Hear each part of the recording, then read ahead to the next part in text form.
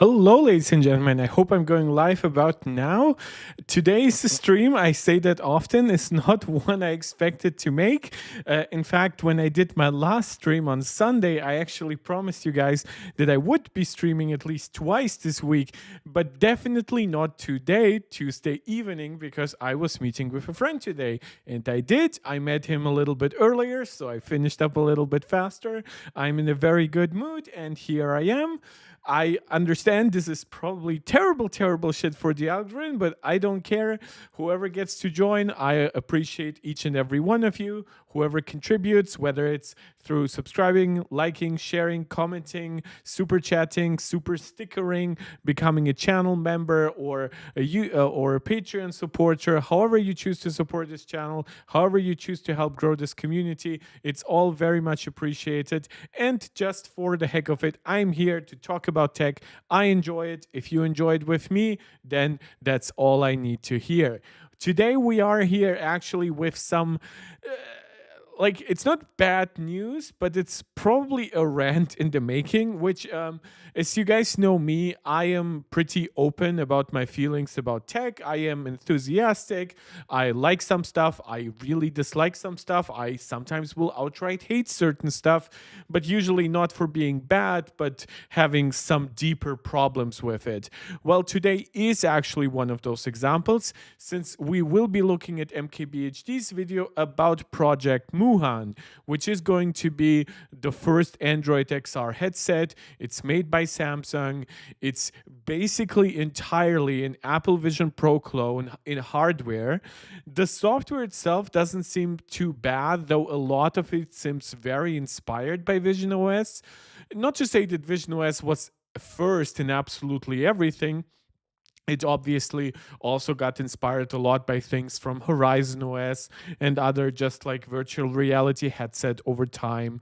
However, I do believe that this is an example of just completely blatant stealing that I find so unforgivable that I am starting to put Samsung on the same list with companies like Oppo and Xiaomi, basically companies that I deem so bad at copying someone else, usually that someone else is Apple, that I will challenge myself in potentially not recommending their products, being more skeptical in how I cover certain things from them, not because I'm going to become dishonest about them. I will still tell you when they do something well. I will still tell you when they do something medium well, right? But I will be more skeptical about them, put more scrutiny on them, and it's that kind of extra scrutiny that often prevents me from covering, for example, Oppo, Xiaomi's, even Vivo stuff, not because I outright dislike everything they do, but I think so much what they do is just blatantly copying iOS. So for them, it's more about copying software rather than hardware, that I actually just could never support this product. So the amount of research I would have to do to actually kind of convince myself, or you know what, they're still a worthwhile company, I just don't have the time. So the end result is me covering those companies less. This is why I do cover, and in fact, we did cover like all the Galaxy S25 Ultra comparisons. We might cover one more today, and I don't have much of an issue with that overall. However, I do find it problematic that Samsung, with now the latest Galaxy Buds, the Galaxy Watch Ultra, and now Project Moohan, even to a lesser degree, One UI 7 and the design of the regular S24 and S24 Plus, now the entire S25 family. I find their copying of Apple has actually increased dramatically. I would argue that their Note series has always been a very distinct product. And ever since they basically shoved the Note into being an S Ultra, for one, they didn't really change that much over the previous Note, so it still stayed very distinct. But now that we have given up on that distinct Note look from the past, now all that's left is the new Samsung, quote unquote, the one that is much more inspired by Apple, much more blatant in their copying than before. So yeah, we'll see how it turns out for the rest of their products. I still believe their phones are distinct enough. I do believe that about their tablets too. I don't care much of their other hardware overall, but for Project Moohan, I am incredibly disappointed. For some of the chats, let me briefly react. Angelica saying she is curious. She thinks that 3D glasses are a cool invention, but she would like to hear my opinion from me. I actually have videos about the Apple Vision Pro in the past, but thank you for joining and for checking out new 3D glasses content. Though 3D, it is technically 3D. I mean, Apple Vision Pro even supports 3D playback, but I know what you mean. It is technically VR. And Rosa saying, good evening, Mark. And hey, Rosa wrote my name correct. I think she usually gets auto-corrected to writing my name with a K. Thank you now for writing it with a C. And Mr. George Best joining after being a very, very enthusiastic chatter during the last stream, wishing me a good evening. Good evening to you, good sir. And so that is the most important topic of the day. We will be covering a few more. For example, the recent NVIDIA crash, though most of it has been restored. I'll go into that with more nuance, don't worry. So that's after China's DeepSeek app launched on the App Store. It caused a lot of Western AI companies to crash on the stock market, crashing between 5 and 15%, depending on the company we're talking about. It most hit NVIDIA and then Taiwan Semiconductor Company, TSMC, which is, of course, the largest supplier for NVIDIA, but also to a lesser degree, Microsoft and Google.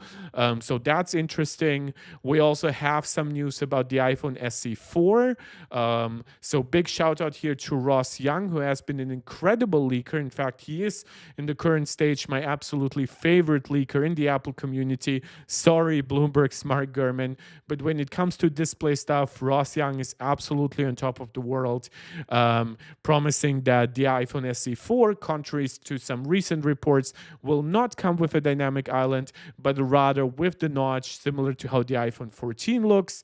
Makes sense. Apple is basically repurposing not necessarily entirely older hardware, but like older production processes, whether it's at already existing suppliers. But even more interest is that they are seemingly also moving over to BOE as a supplier. BOE has over the years notoriously failed at hitting high quality levels for Apple's Pro and even regular iPhone models, but seemingly they are now, quote unquote, good enough for the iPhone SE.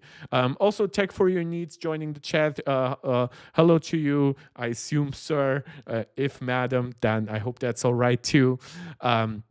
So we actually do have a little bit to cover. And even if you look at my downloads, you see I have downloaded the S25 Ultra versus iPhone 16 Pro Max camera comparison by the tech chap. I actually looked into his channel. You see the video is just 4 hours old because his is the battery comparison that I'm most looking forward to.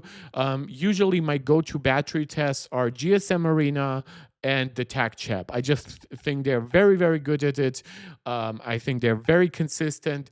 I have historically also looked at Mr. Who's the Boss. However, Mr. Who's the Boss does not always tune his products entirely the way I like it. Like, I don't think he like perfectly adjusts the brightness, nor do I think that he manages the settings exactly how I wish he would. So the tech chap, it usually is. Mr. George Best saying the biggest advantage for Chinese companies in general is that they get funding directly from the government. Yep, the CCP does a lot of that. I mean, that is kind of the only communism they do. Like, I mean, they are a dictatorship, but communism by its definition is not dictatorship. It's just that unfortunately in human history, most communist governments either became dictatorships or just were. But yeah, like owning companies and investing a lot, that's a bit socialist from them still. Which is why there's this huge surge in Chinese CVs and other things. Yeah, and I do believe that to a degree, they're doing a very good job. One thing that people don't understand, for example, is that Germany's government has a huge involvement, at least disproportionately to something what the US does with its private companies, in the German car market. A big part of the success of German cars is not just the fact that we have great car companies, BMW, Audi, Volkswagen, right? But we also have the government helping those companies, bailing them out when necessary, making sure that they don't fire people when they have like a new production process that could like make a lot of jobs obsolete. They really make sure that those companies can operate in other countries. So they have like trade agreements specifically sometimes on behalf of those companies. So yeah, there is some good elements to socialism, some definitely bad ones. So we will discuss that when we get a little bit more to DeepSeek.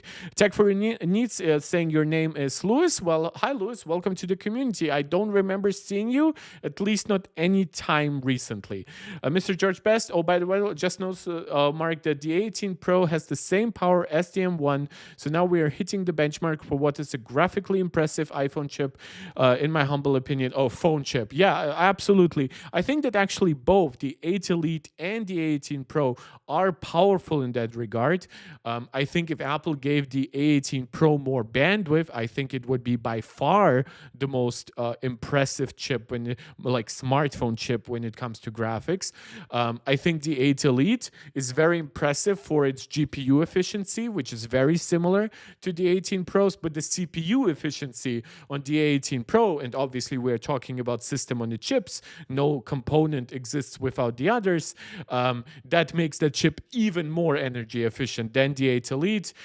So that, in my opinion, still makes the 18 Pro, by like just from a silicon perspective, the most impressive gaming phone chip on the market. Obviously, if you overclock the 8 Elite, if you combine it with active cooling, thanks to the prevalence of gaming phones, you can also get a lot of results there. But yeah, there's a lot of good stuff. Unfortunately, what I'm seeing right now, but I am holding off until I see more data from the S25 Ultra, does not look too good. I think that the way they made the device thinner and basically extended the vapor chamber right across like big parts of the battery, I honestly don't think it contributes to a much cooler chip. I think whatever the 8 Elite uses up in extra wattage, for one, it also generates more heat from the battery, right? Because the battery has to supply more power to it. So the vapor chamber actually now also collects the heat from the chip and from the battery. And that results in, unfortunately, the chip, like the vapor chamber, just not actually contributing to a much cooler product. There could also be some changes to like the Gorilla Glass, the Victus stuff they're using. They also called their chassis pure titanium, so I assume they're using a different alloy, probably more titanium in there, similar to Apple's, which would actually make it worse at dissipating heat. So there's a lot of details that I just want to see covered. Funny thing is, we just got a leak on a new BYD EV called King that has 1,000 kilometers of range. Yeah, there are always issues whenever we are talking about like, sometimes we talk about like, oh, a battery can do 1,000 kilometers or something like that. The issue with that is that, of course, will vary like in what vehicle that battery is. Sometimes we'll also have like very generous testing from Chinese agencies, especially towards their own brands, unfortunately, but also their testing is in general more generous than both the EU, and both the EU and China are actually more generous than the EPA. But yeah, I would believe that China can make right now like a car that just lasts longer. I think part of that is just their willingness to ignore profit margins sometimes, to for, as you said before, for the Chinese government to invest directly in, not just into the company but actually into certain projects, so they know, oh, we can actually push this specific product in other regions. So yeah, there's a multitude of factors. Yeah, with all that intro being said, and I already even gave you out the shout out to do the YouTube jazz, I would like now to start the MKBHD video on Project Moohan. It's in 1080p, it's pre-downloaded, so we shouldn't have any issues. As always, let me know how the audio and video is working for you. Sometimes I know I am too loud, sometimes I know that the video can be too loud, so I always try adjusting it. Just let me know. I'll set it at a cool 1.15 mkbhd. Is not the fastest talker, so that shouldn't interfere with much. And I'll probably mostly pause when we actually see Project Moohan as from a hardware perspective, so that I can make the comparisons to Apple Vision Pro that led me to call it a disgrace in my title. So Samsung has the sound is going out to my headphones, right? just recently started. Yeah, it is. Sorry, they were so stereo for a second. I kind of thought maybe they were coming from my laptop. Using this unreleased prototype VR headset called Project Moohan, and they haven't actually let anyone outside of the company show it to the public yet. Until now. So welcome to your exclusive. So already, and actually, let me go just 1 second. Okay, so already we see that the nose, right? A lot of virtual reality headsets, they do have some indentation for the nose, but this very pronounced one is very Apple Vision Pro-like. That's not a unique factor here. The camera positioning and the amount of cameras is very Vision Pro-like, but then again, that's also not unique, especially when it comes to like pro headsets, like those who were designed for like big gaming spaces, for almost like arcade environments, right? Those had a lot of cameras. But then we have the aluminum build or the metal build, or maybe it's just plastic designed to look more like metal. Who knows? That already invites a very Vision Pro-like look here. Then we have that singular band going around. So that's the default look that Apple advertises for Vision Pro, right? Apple does have other bands, but especially that stiff side, that's very Vision Pro. That's where Apple has its speakers. So if you don't know, yes, you can pair Apple Vision Pro, for example, with AirPods Pro, but there is actually a dedicated speaker system that's specifically tuned for spatial audio. Then you have the visor. There are some similarities already here visually to Apple Vision Pro, but again, nothing too unique. Tech for Your Needs saying battery technology hasn't advanced over the years. It has. We now have lithium phosphate iron batteries, right? Those batteries have usually far longer longevity than standard lithium ion batteries. We do have stacked batteries, so instead of being circularly like arranged inside the battery chassis, we have stacks. That unfortunately has not actually translated to many products yet having it. But in theory, once we get it, even without chemistry changes, we could have like a 10% volumetrically more dense battery. Then we have silicon carbon batteries. Those have been mostly pushed on lower capacity products like smartphones in the last 3 years or so. And the last year was when we finally saw notable density improvements in devices like the Vivo X200 Pro, the latest Xiaomi products. We saw 15, sometimes 20% improvements in products that often were not even just as thick as before, but actually thinner. The problem is that each and every one of those designs, except for maybe stacked batteries, which just seem to be better but more expensive to build, there are downside. Like lithium phosphate batteries have noticeably lower densities. So you need a heavier battery and a volumetrically larger battery to match the capacity of a standard battery, right? And silicon carbon batteries do have worse shelf life, I guess. So technically, a silicon carbon battery is more dense, but it will also use up its maximum capacity quicker. Now, that still depends on what cooling tech you use with it and the exact chemistry. There are variants to silicon carbon.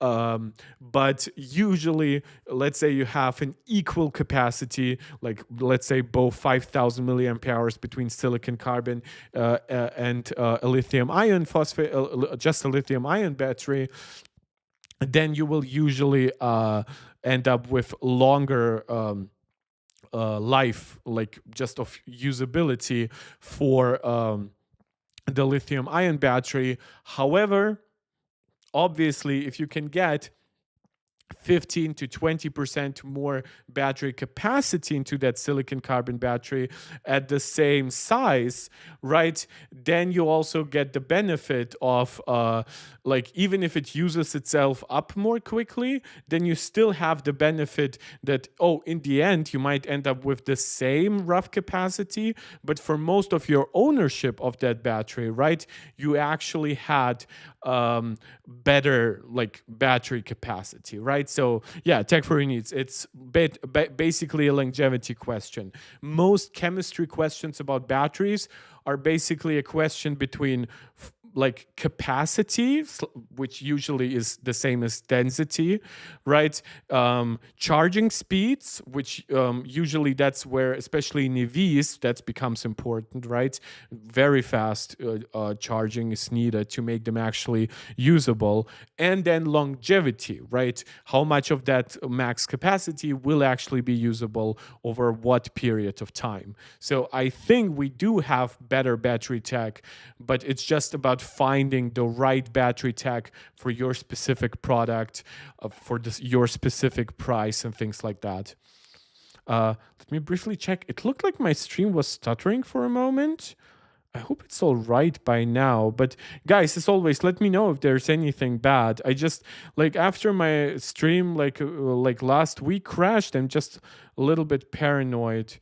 Let me go to OBS and see, did I actually have... Yeah, I had 420 dropped frames. That's 0.5%. So something was really going wrong for a time, but it seems like it's all stable at this point. Hopefully, by the time the video gets fully uploaded to YouTube, it just fixes itself. And I do stream even at 1080p 60, so it's not that demanding. Let's continue, though. Of the very collaborative Samsung and Google. So this is where my comparisons to Apple Vision Pro just become very angry. It's actually something I didn't know for a while. I actually thought that it would mostly follow the design perspective of, well, basically every other headset we have right now in the market except for Apple Vision Pro. And I thought it would integrate its battery, well, either here or maybe on the back, right? But not only does it have an external battery, right? Not only did they go with this very Apple Vision Pro battery shape, right? But then they have this adapter that keeps the cable at an angle. It just does it way worse, by the way. You can already see that the cable, despite being braided, is like folding here on the side, which to anybody who has touched the Apple Vision Pro knows that it's not happening that way there. So yeah, I'll just going to show you Apple Vision Pro here for a moment, just so we can actually really, really admire the similarities. Ducky Boy saying, even the battery pack looks exactly like the Vision Pro. Yep. Just noticed, just mentioned that. Need companies to bring us to the good old days of having 20 plus days battery life. Yeah, the problem is that, I mean, you could still get that, I guess, like lock your phone to like not even 4G, but like 2G, right? And like maybe make the screen go always on, right? You don't actually can interact with it, maybe beyond typing in a number or choosing a contact. And that's what you would get. Missed my Nokia 3310. Yeah, well, I guess I always miss having some bulletproof hardware basically always with me. So Apple Vision Pro, there it goes. So you can see the battery here. This is one design element that Samsung didn't copy, thankfully, both for them and I think for consumers, which is eyesight. So your eyes being displayed on the front. Take a closer look. Can actually see. Why is my internet in the evening just absolutely atrocious in recent times? I even changed my provider and it somehow keeps getting worse. Jesus Christ. Did it make Safari crash? Or is it just like collecting itself? Yeah, I think Safari freaking. Yeah, I think Safari. Did Safari fully crash? Okay, so the Apple Vision Pro somehow is not very good to the latest beta of iOS here.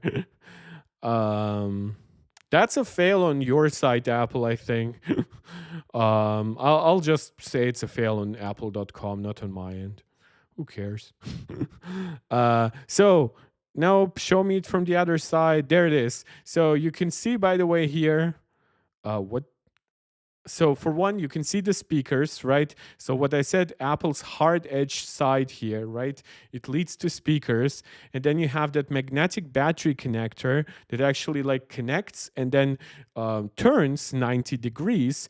That way you can see that the battery goes over your ear and does not interact with your body, but also the cable does not break halfway the way we already see it on Samsung.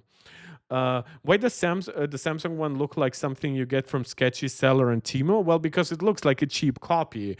And it's not because it looks cheap by itself, right? If it were a completely separate product with its own visual identity, I think it would actually look pretty good. But it just looks distinctly cheaper than Apple Vision Pro. Like you can see, Apple Vision Pro, for example, has a rounded front glass, right? Going here, yeah, it's kind of rounded, but it's much more flat, right? So that rounded glass also then nicely transitioned into the aluminum frame on the Apple Watch. Here we have much harder edges, right? Apple's hard plastic that goes into a distinct speaker design for Samsung, just as a band that noticeably looks kind of disconnected from the body. Their visor design, for one, looks very plasticky, while Apple's looks very soft fabricy. And then just the fact that everything else feels like a copy, but basically like a fast, like, oh, can I copy your homework copy? That is why it looks cheap. This is why it looks like, oh, we have Apple Vision Pro at home, or, oh, we have Apple Vision Pro and Timu. Tech for your needs. The only difference with the battery is the cable is removable. The Apple Vision Pro cable is removable. It just takes effort, and it's not a standard connector. So yeah, but I think the next generation from Apple would probably actually adopt a design more similar to this. So I'm not angry at the thing they did with the connector. I'm basically disappointed with everything else. By the way, you can get a bigger battery on the iPhone too. Just connect a USB-C battery to this battery. Don't forget that this battery is also a power supply. So technically, the reason why Apple designs it that way is they really don't want you to just use any battery, right?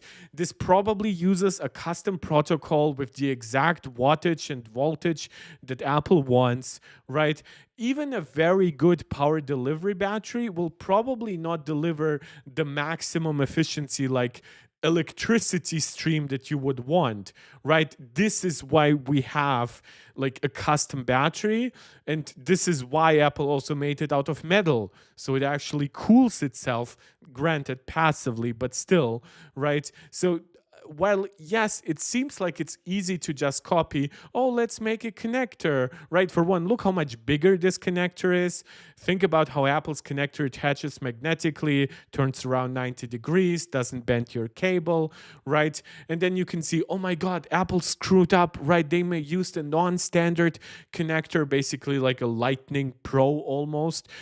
But everything that Apple did, they did it out of yucks just because they were like, oh, you know what? We don't want to use USB-C here. No, they have a very custom protocol through which the devices communicate in terms of just electricity. And USB-C, while great, would have required more customization to just do it. So just building something from the ground up makes sense for Apple here. Um, Mr. George Best, I might be labeled as a weirdo because I use Microsoft Edge. I don't think you're a weirdo at all. Why would you be? I think that Microsoft Edge is actually the second best browser. I think Safari is the best, but for Chromium needs, now I use Chrome simply because I also use a lot of Google accounts, right? Because of my YouTube stuff. But if I wasn't, if I weren't, I would be using Edge. In fact, whenever I use Windows, I do prefer Edge. I always go for Edge over Chrome, over Firefox, over Opera or shit like that. Yeah, no, you're not a weirdo at all. At least not in my opinion. Headset that looks a lot like a Vision Pro. I actually want to take a step back real quick though, because this isn't just a Vision Pro lookalike.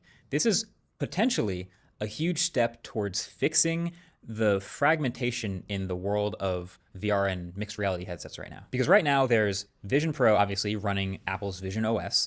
There's the Meta Quest running Horizon OS. So the problem with the Meta Quest, in my opinion, it's this loss-leading business from Facebook that just Zuckerberg seems to love. To me, the problem is I don't think they actually invest where they should here.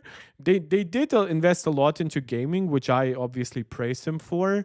But I just feel like there's a distinct lack of identity to the Meta Quest that is very, very easy to overcome, right? Unless you really care about its library of games, which granted, if you use a powerful Windows PC, you're probably better running the game on your PC and then like wirelessly streaming the signal to your headset rather than running it on device.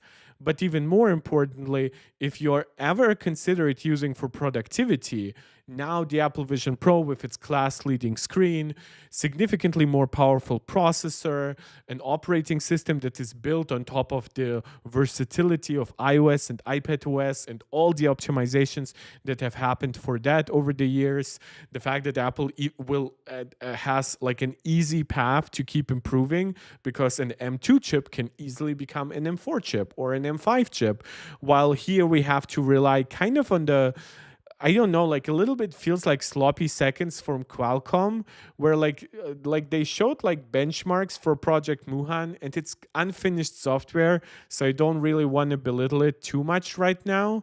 But it just looks abhorrent. It's way worse than the M1, much less than the M2. Plus, Apple, of course, builds their own R1 chip, which handles all that visual input like 3D environmental input and stuff like that. So it actually frees up the M2 to be full performance, while on something like the Meta Quest, you end up with a worse chip than the M2, but then you also cannot even fully utilize it because so much of its performance has to be reserved for actually handling like high quality video pass through and stuff like that. So yeah, it's quite actually limited in comparison to what even they, in theory, they could do, right? Like even over the years they had like Meta Quest Pro, now it's basically canceled, and that was like their one attempt to at least have like higher quality screens. But it seems like people just don't want to buy their headsets if they're above $500 or even above $400. And the problem is, if they cannot sell them for that price ever, then they will probably never make a profit because the software sales are also not that great because a lot of people will just connect it to a Steam-enabled PC. Yeah, it does not have the benefits of a fully open thing, right? Like a Linux system, where at least you could make money on the hardware. Nor does it have the closed off nature of a actual console, even to a degree like the PlayStation VR 2, which has its own problems and lack of support, unfortunate.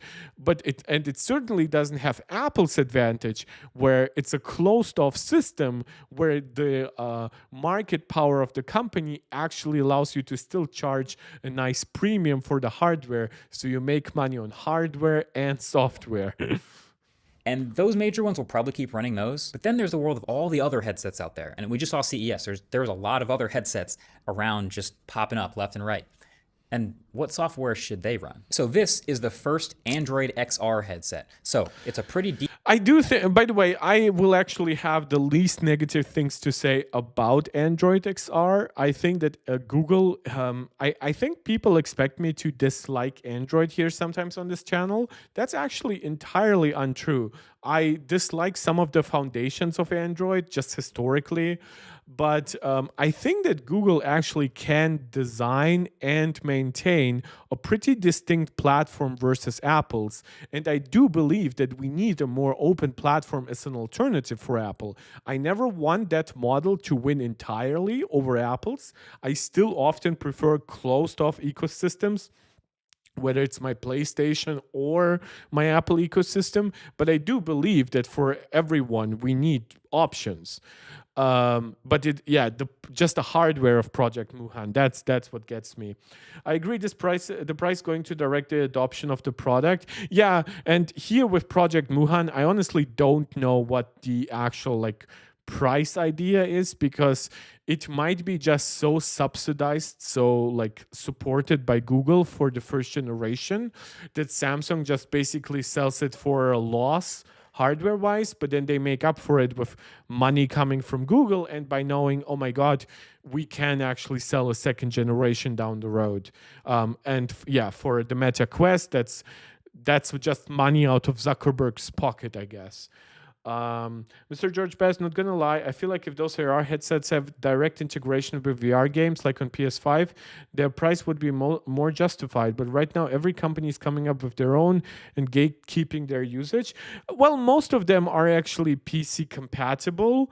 But the question sometimes is, what price are you going to put on a product? How well does that streaming go, even over peer-to-peer Wi-Fi, right? So most people just go for the Meta Quest because it does have its own games, right, that run on device, and you can do the Steam connection too. Deep collaboration between Google and Samsung.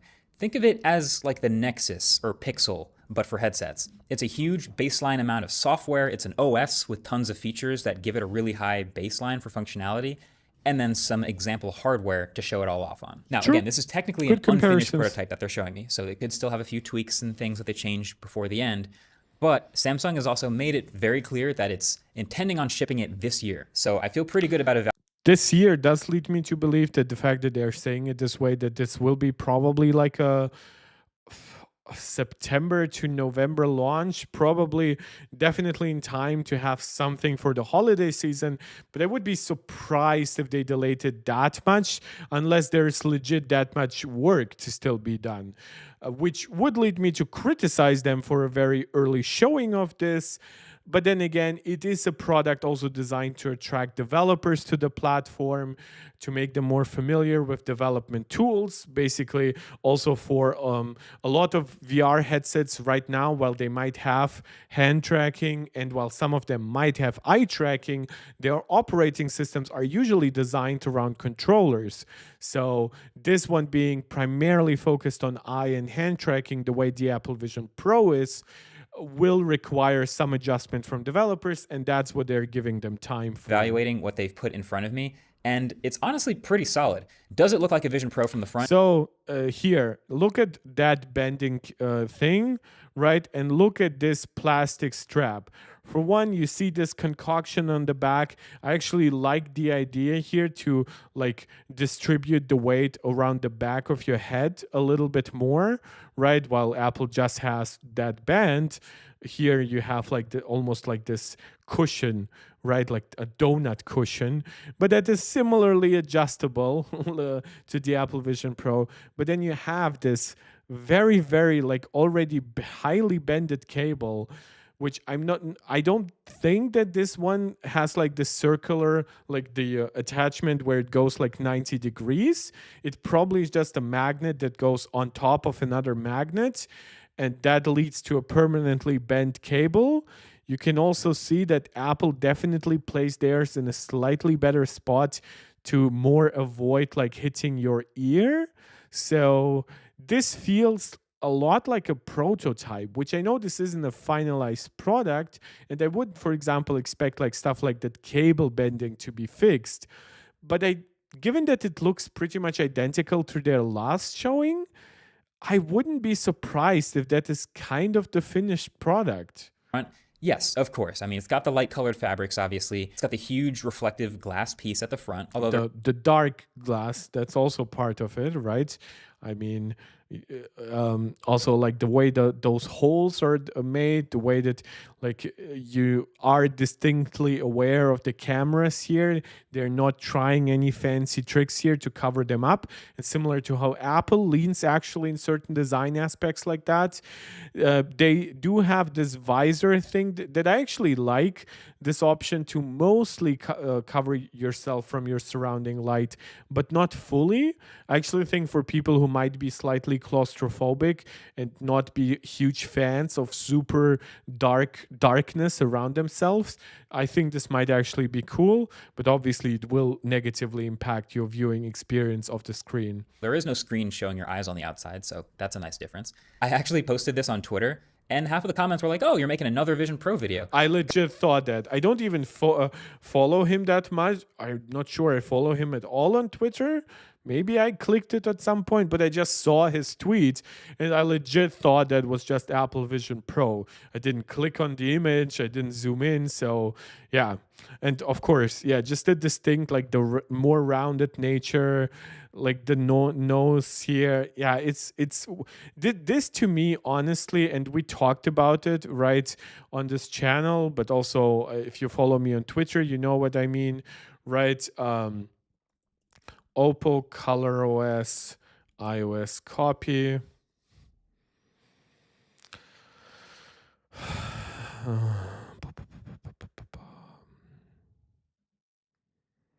So you see that everything from like live activities to the dynamic island to the general look and feel of the squircle icons to the navigation bar to here to how their AI tools come up, basically entirely like Apple Intelligence with that glow around that screen, and even with those few extra suggestions on the left, very basically entirely copied.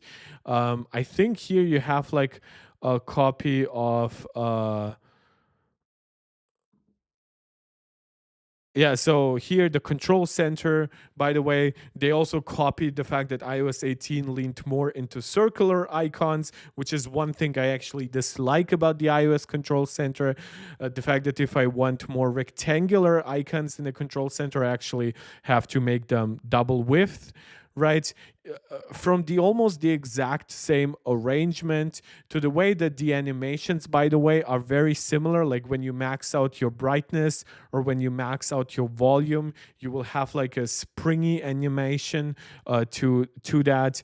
The media controls, you can see that when it's similarly sized, it basically does the exact same thing with the exact same button placement, right? From your album cover on the left, then your media control in the sense of like, do you switch between your speakers, your AirPods, whatever, on the top right, then you have like your title of your media in the middle, and then down below you have like play, pause, and skip to the next track or to the previous one. So entirely the same.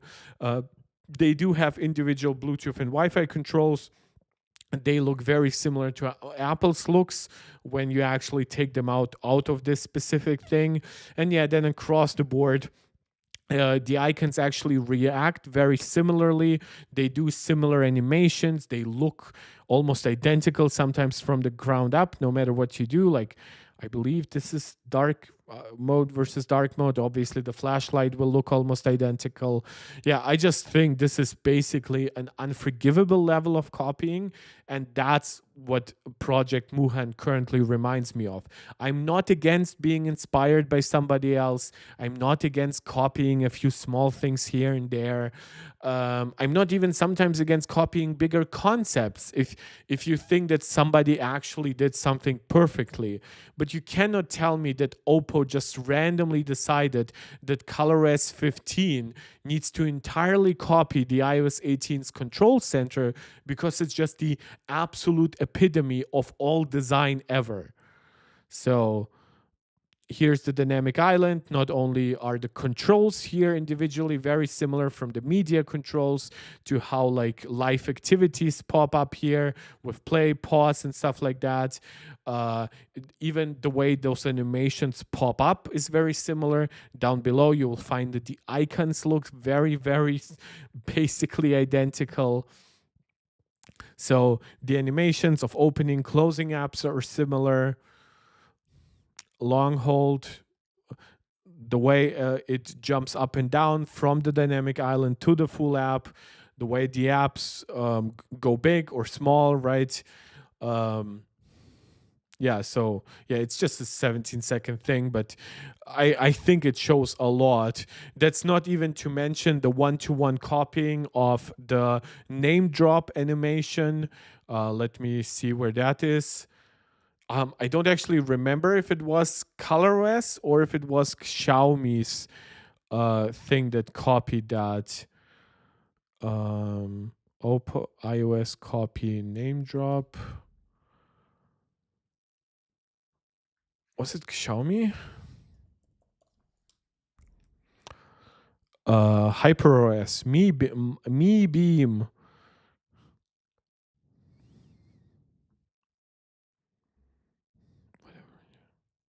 Ini bukan iPhone, tapi ini adalah Xiaomi dengan Okay, Hyper. no, that's not it. That's not it. So, yeah, Xiaomi's HyperOS also copied a lot, but it's not quite as egregious as ColorOS. So, yeah, I just wanted to show you some of this stuff, just so you know. Whenever I call something like a disgrace, I really mean it. Like, it has to be this bad for me to be basically this negative towards something, and all those similarities on Vision Pro to me just versus Project Moohan are just unforgivable, right? Like you see here everything, the visor, that one button, even the vents for the cooling system are basically identical. Apple does have the digital crown here, which Samsung thankfully didn't copy. It would be way too recognizable. They also didn't copy the speakers, probably because these are probably very expensive for a product like this. Also, like the rounded glass. And in fact, this rounded shape is not just rounded externally, but actually the entire motherboard that houses the M2 chip and the R1 chip is rounded. So this design is not just external for Apple.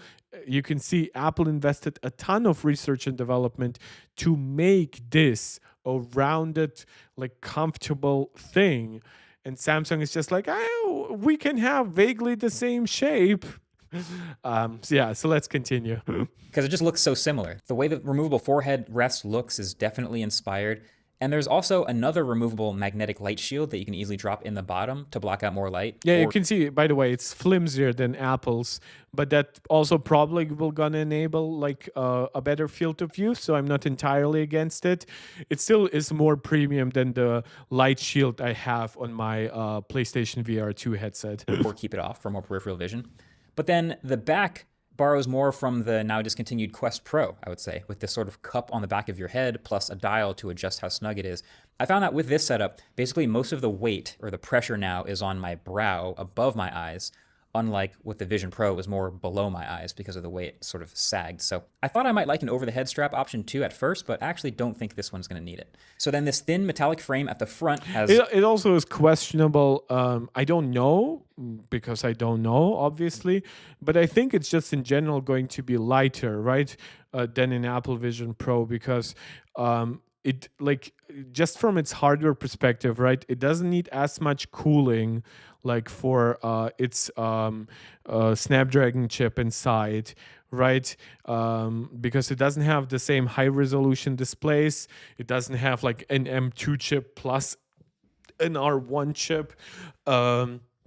So I would also bet that the glass and the aluminum are way thinner than they are on Apple's end, just so that they can look nice externally, but then save money internally. So even if the weight distribution were the same, I would still bet on it probably being lighter than Apple Vision Pro, which is not computer bad. guts in it. It has the Snapdragon chip.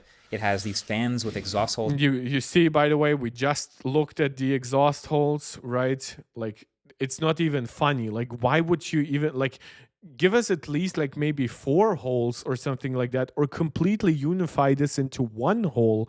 God, I don't know, do something, but like this is just so stupid.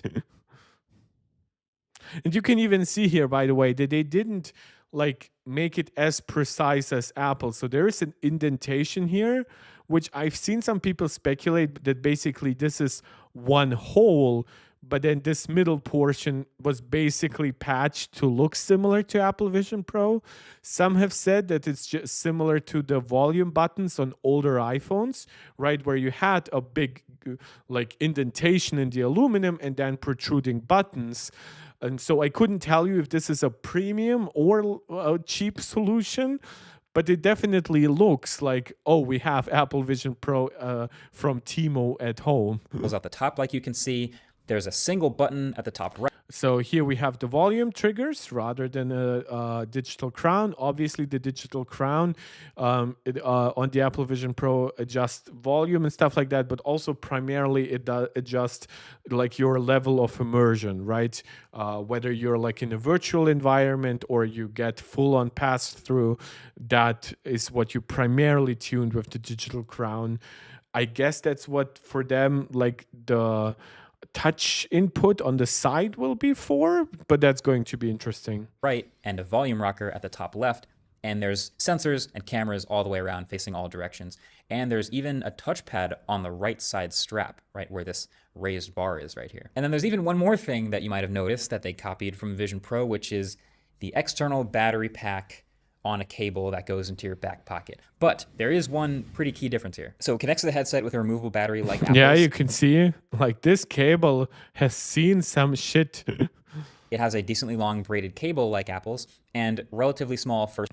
That shape on that end, right, is basically has the exact same curvature as Apple's battery. Now, Apple's battery is symmetrically curved on all sides, and obviously it's more premium in the sense that it's aluminum all around, which is good for cooling since it also acts like a power supply.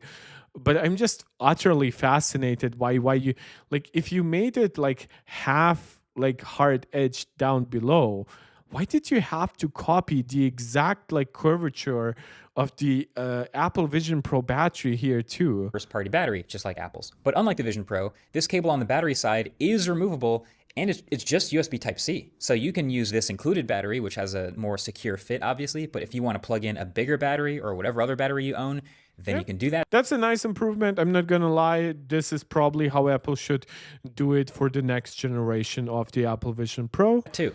Thank you. But I've actually come away from this experience not really thinking that much about the actual hardware, because that's not actually what makes this headset so cool. It's Android XR.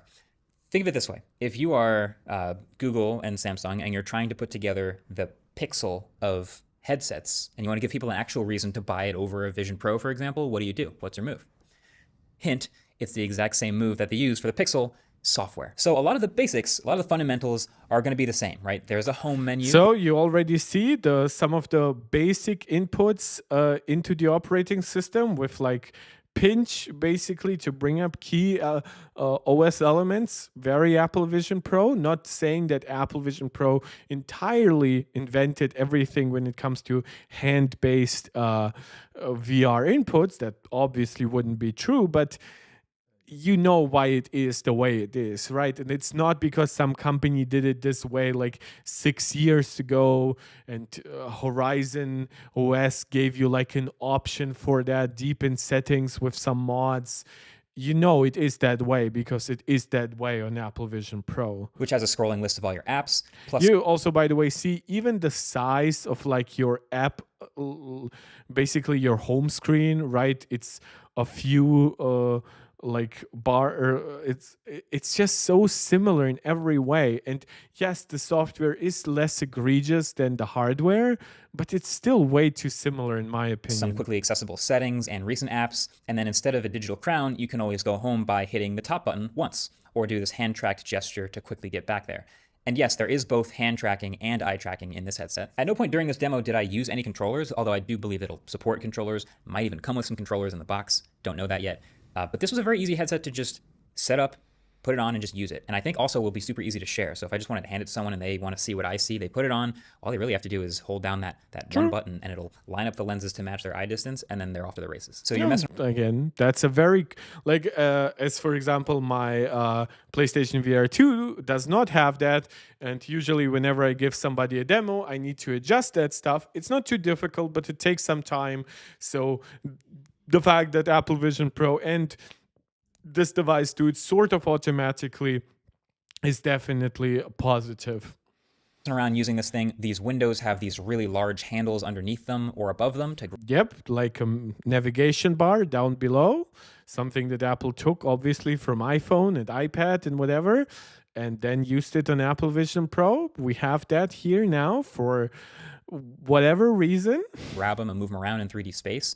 You can also grab any corner to resize a window to basically any aspect ratio you want. And then since it's the Android headset, Yeah, you see the resizing mechanism is in the exact same place that it is in Vision OS. it has two main things going for it. One is the Play Store, and two is Gemini. So first of all Play Store apps will work on this Android XR headset. So that includes phone apps and tablet apps. Matter of fact, these apps seem to respond well to me changing them to literally whatever aspect ratio and size I want. I was kind of trying to break it and it seemed fine the whole time. So the idea is that the keyboard is very similarly aligned and even similarly looking to the Apple Vision Pro keyboard. any headset that runs Android XR right out the box will have the same advantage. Tons of apps available. And then there's also spatial apps specifically. Oh no, I didn't even notice that when I first watched the video. He's shilling for his own wallpaper app. No, MKBHD, no. Delete it. Which are built for headsets and are fully optimized. So YouTube, for example, they have a spatial app for it. This wasn't as eager. This is one thing that is obviously missing on Apple Vision Pro. Now, there are some great YouTube apps that people have designed for Apple Vision Pro, but they are not official. I think we will only see a full-on like spatial YouTube video app on Apple Vision Pro by the time this releases. So while I don't think YouTube will withhold it from Apple Vision Pro, the fact that they clearly have a concept for this app and they probably developed a lot of it on the Apple Vision Pro, to me it's a little scummy that they're waiting for so long. eager to let me change aspect ratios, but the whole app has this more specifically multi-window experience and lets you add an immersive background at any time if you want to, similar to certain Vision Pro apps having their own built-in environments. And then also the headset always seemed to play nice with peripherals, so moving quickly between this random Bluetooth keyboard and mouse and hand controls was pretty seamless, so I love that even more. But hear me out, the Gemini integration was actually the most interesting part to me, and it might not even be for the reason that you're expecting, but I think it was really cool. So at any point, you can just go home and hit the Gemini button and just talk to it. Basically, it starts running an instance of Gemini Live in the background. You know, the live conversational version of Gemini that you can sort of talk back and forth with and carry on a full conversation with. It does that in the headset. And also, Gemini is multimodal, which in the headset means... Yeah, that means it reacts to your voice, it reacts to your visual input, it reacts to text. Definitely, that's where Siri is. Well, while I'm sure that Apple has AI versions of Siri that are multimodal, granted that given that we currently need like online like cloud compute for true multimodality, we just don't have the on-device processing for that. It's just like Google has the far bigger like ecosystem infrastructure of cloud compute to actually handle multimodality. Plus, I wouldn't actually, like, I would agree that Google Gemini definitely in its current state does a lot of things in a better way than Apple Intelligence. that it can see everything that you're seeing. So you can ask Gemini about something that's just in front of you. But also, of course, this device is launching later this year, so probably sometime in the second half of this year. While I'm not saying Apple will entirely catch up to Gemini, and we will most likely see a new version of Gemini this year at like Google I/O at Google's developer conference, I wouldn't be surprised if like the changes in Siri in iOS 18.4 and then later maybe not even visionOS 3, because visionOS 3 probably still won't bring Apple Intelligence to Vision Pro, just because Apple does not want that processing load on the M2 chip. I think it will take us until Apple Vision Pro 2, and then the combination of an M5 processor, probably more than 16 gigs of RAM, even likely 24, maybe 32, an R3 and R2 chip, right? Even better cameras and like 3D time of flight sensor handling and stuff like that. And then I think Apple will say, look, we have a new version of Apple Intelligence across the board. It's finally good enough across the board. Let us actually pair it with that brand new hardware. It will be a good selling point. It will still be a nice time gap between Apple Vision Pro 1 and Apple Vision Pro 2. It's not like we stopped supporting Apple Vision Pro 1, right? It still gets like visionOS 3, visionOS 4, visionOS 5, just not the Apple Intelligence part of it. And it can give you answers just like as if you'd taken a picture of it with your phone. So it can translate signs or answer trivia questions or just tell. The problem with that functionality, while I do think it's cool and I do believe it should be there, the problem is that neither Project Moohan nor Apple Vision Pro are actually outdoor devices. So everything you would be scanning, everything you would be looking up is something that either happens in your home or content that you consume at your home.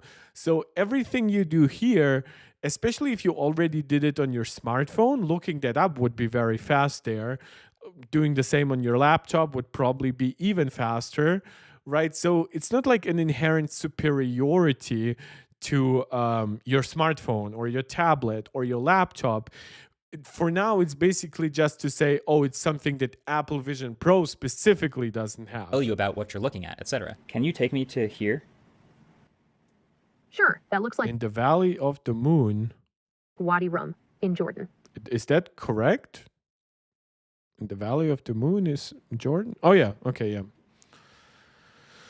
One update I would like is for it to be able to subscribe to YouTube channels and like videos, but it doesn't seem to be able to do that yet, so you have to do it with your mouse and keyboard. Whoa. So that was cool, but Gemini can also navigate the UI for you. So this is one thing that, by the way, Samsung really talked up with Google Gemini for Samsung AI, Galaxy AI, right?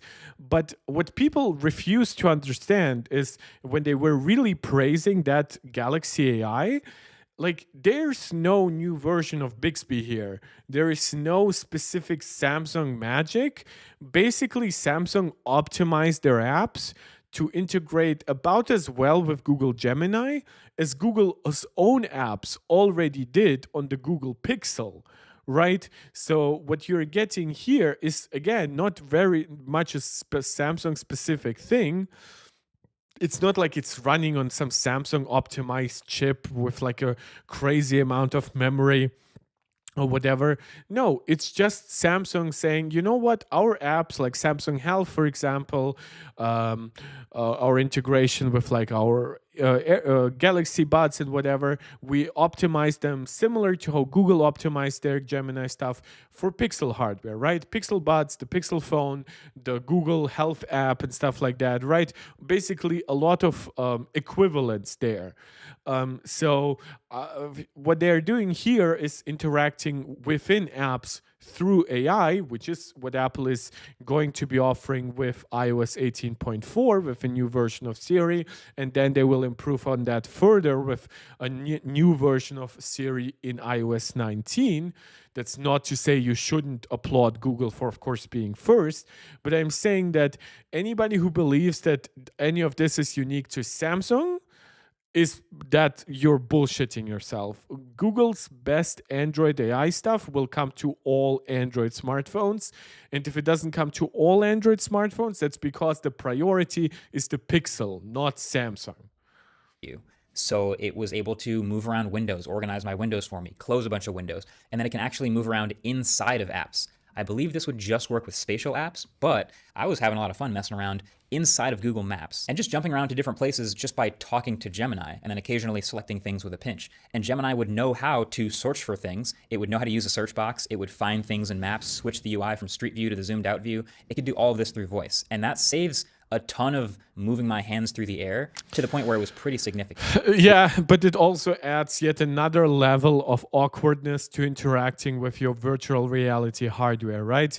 Google Glass was supposed to make it very visually unintrusive, right? To have augmented reality. Now that didn't become reality. Now Google Assistant was always part of the vision of Google Glass. So I guess this is what we are getting here now with Gemini. But imagine somebody looking at you while you have this big headset on you, and now you're nonstop talking to your hardware too, right? It's basically just becomes very, very unnatural in a way that I don't think you want tech to be. But obviously, that also is just a psychological thing. Maybe over time it becomes normalized. Hey, Gemini, take me to the South Mountain Reservation. I can do that. And then there's also built-in circle to search in real life. It was a little buggy when I was playing with it, but the idea is really cool still. So if you hold down the top right button on the headset, it plays a little animation. So and then that's basically Google search, Google image search, right? Like reverse Google image search. Something Apple now also integrates with visual intelligence on all iPhones that have the camera control button. And of course, Google has been doing stuff with that for Gemini and their other assistants for years. you can pinch your fingers together and just circle just now in real VR. life whatever you want to search. And it pops up a window exactly the way it would on an Android phone, and Google searches that thing. And it's so sick when it works. It seems so obvious for a Google headset, but yeah, I'm glad it's actually here. Now, it is still Gemini, which is to say it's not perfect. It's still lacking a little bit of functionality from Google Assistant, right? And I talked about bugs, like there's an awkward bug where if you circle to search, but then your hand is in the circle, it takes a screenshot of your hand and searches that. So they got to figure out a way to instruct people to circle the right way. But this is still a massive difference versus the Vision Pro, which has no Apple Intelligence features, no AI features at all, and probably won't be getting any anytime soon, it looks like. And I just feel like using these headsets for a long period of time, I've noticed there is a good amount of fatigue from the tiny, touch targets and the pinching and just moving your arm around a lot. It's a small thing, but it's a lot more than a mouse and keyboard. There's just a lot more arm movements. And so I found... Well, but this is why both products allow you to pair it with a mouse and keyboard. the fact that I could minimize that by just talking to the headset was surprisingly high on my list. I agree. I think that's actually not bad, especially if you are in a more cumbersome app, right? Granted, I will question how much you will use Google Maps, like his primary example here, inside the project in a product like Project Moohan, but I do understand the core appeal here. Features. Hey, Gemini. And this is why I said that my least criticism here, even though a lot of it here is too reminiscent of Vision OS, is the hardware, not the software. Those are kind of a mess. Can you organize them? I can help with that. So my takeaways from my couple hours here, I could judge things like... I like that even while using hardware that might benefit sometimes from him just putting on another watch, I respect his commitment to just put on the Apple Watch Ultra 2 in, I don't even know what this color is called. I guess it's space black. So not only did he buy an updated version of a watch he already owned just to have it in matte black, but he also seemingly refuses to wear any other smartwatch. Display quality and field of view, which were both fine, by the way, not remarkable. It had pretty good sharpness, much better than it looks in my screen recordings, I can tell you that. Just a notch behind Vision Pro. But also these things could all change a little bit by the time the final headset comes out. I also like the hardware design. I like that you can easily remove this light shield and keep some peripheral vision and some light coming in from the rest of the room around you. It just subconsciously made it feel slightly more like glasses, even though they're obviously not glasses. But overall, it's almost been more fascinating to see what Google is doing at a software level with their first new platform. And I think that what Samsung is doing is actually bad. So I feel like I just got to test drive a concept car where they have a whole bunch of new ideas about how driving works. And this is why I hate how companies keep on refusing to actually try their own shit. And basically the trial run is either something more obscure like Meta Quest, right? Meta Quest is big for VR hardware product, but it's not as big as smartphones. It's not as big as what Apple's presence in the tech industry means, right?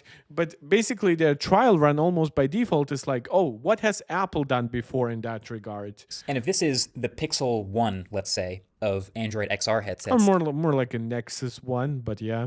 then that leaves room for other higher end and lower end headsets to come out with Android XR, just like there are higher end and lower end phones.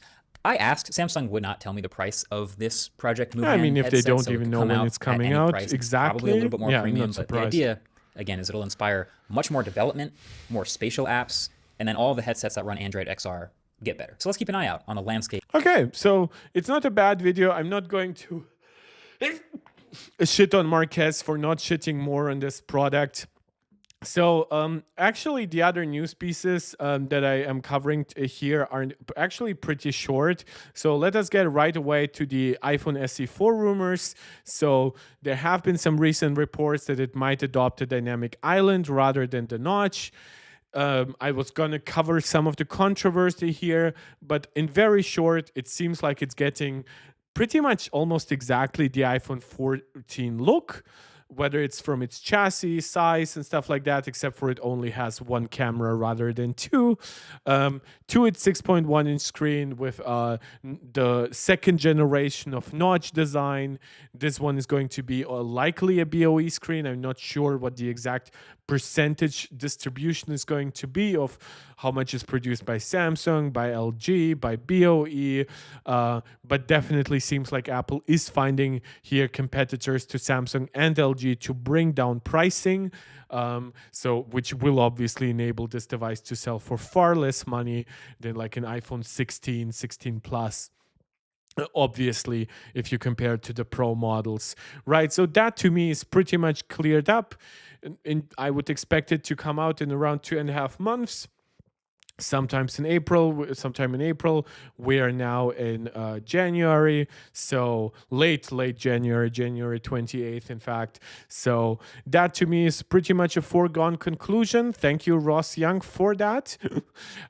There's also been a big piece of news this week for the entire tech landscape. I will not be going into super hard details here, but basically, we have a lot of AI stuff right now. We have ChatGPT. We even have bullshit like Grok from Twitter. We, of course, have Google Gemini. We do have specific integrations of those things like ChatGPT inside Bing for Microsoft works a little bit differently. You get sometimes different versions, different amounts of free queries that you get to ask. Then you have like wrappers of those individual things where some are basically you take the basic transformer model from those large language models and you create stuff like image generators, right? So some stuff focuses on text, some on photos, some on videos. Some newer models now are multimodal, so they handle everything kind of all at once. Then you have some open source models. So there's a lot of competition, but most of the stuff has been primarily coming from the West, even from very few companies, right? Because sometimes even what you get with Microsoft Assistant and Bing, that's just ChatGPT in some other form, right? And this week, last week, basically, we got DeepSeek, which is a Chinese AI solution, and they came out with their new R1 model, and it beat out ChatGPT, Google Gemini in many benchmarks across the board. But even more importantly, the makers of the DeepSeek said that because of restrictions from the West and because of financial limitations by themselves, because they obviously used like 1/10 of the compute power of like what ChatGPT needed to get up to the latest 4.0 version, right? So people basically said, oh, that means open source models are now going to overtake ChatGPT, or you will going to need 10 times less compute. And you know which company would lose out the most if your compute needs were dramatically lower? It's NVIDIA, because most of the AI training that is currently going on is happening on NVIDIA cards. And in fact, this is how NVIDIA grew to these astronomical over $3 trillion valuations just last year, right? Now today you can already see them. They basically regained half of what they lost. So they lost about 16-17%. Today they are up by 8 to 9%. So you see the market has not entirely given up on NVIDIA by any means. And in fact, when you look at NVIDIA, their PE ratio, right? Their price to earnings ratio is 50, right? And the higher it is, it means even if you make a relatively low amount of profit, you still get a high valuation. So Apple, for example, is at less than 40. So technically, Apple can make 20% less money. No, Apple could make 20% more money, profit actually, but then have the same valuation as NVIDIA.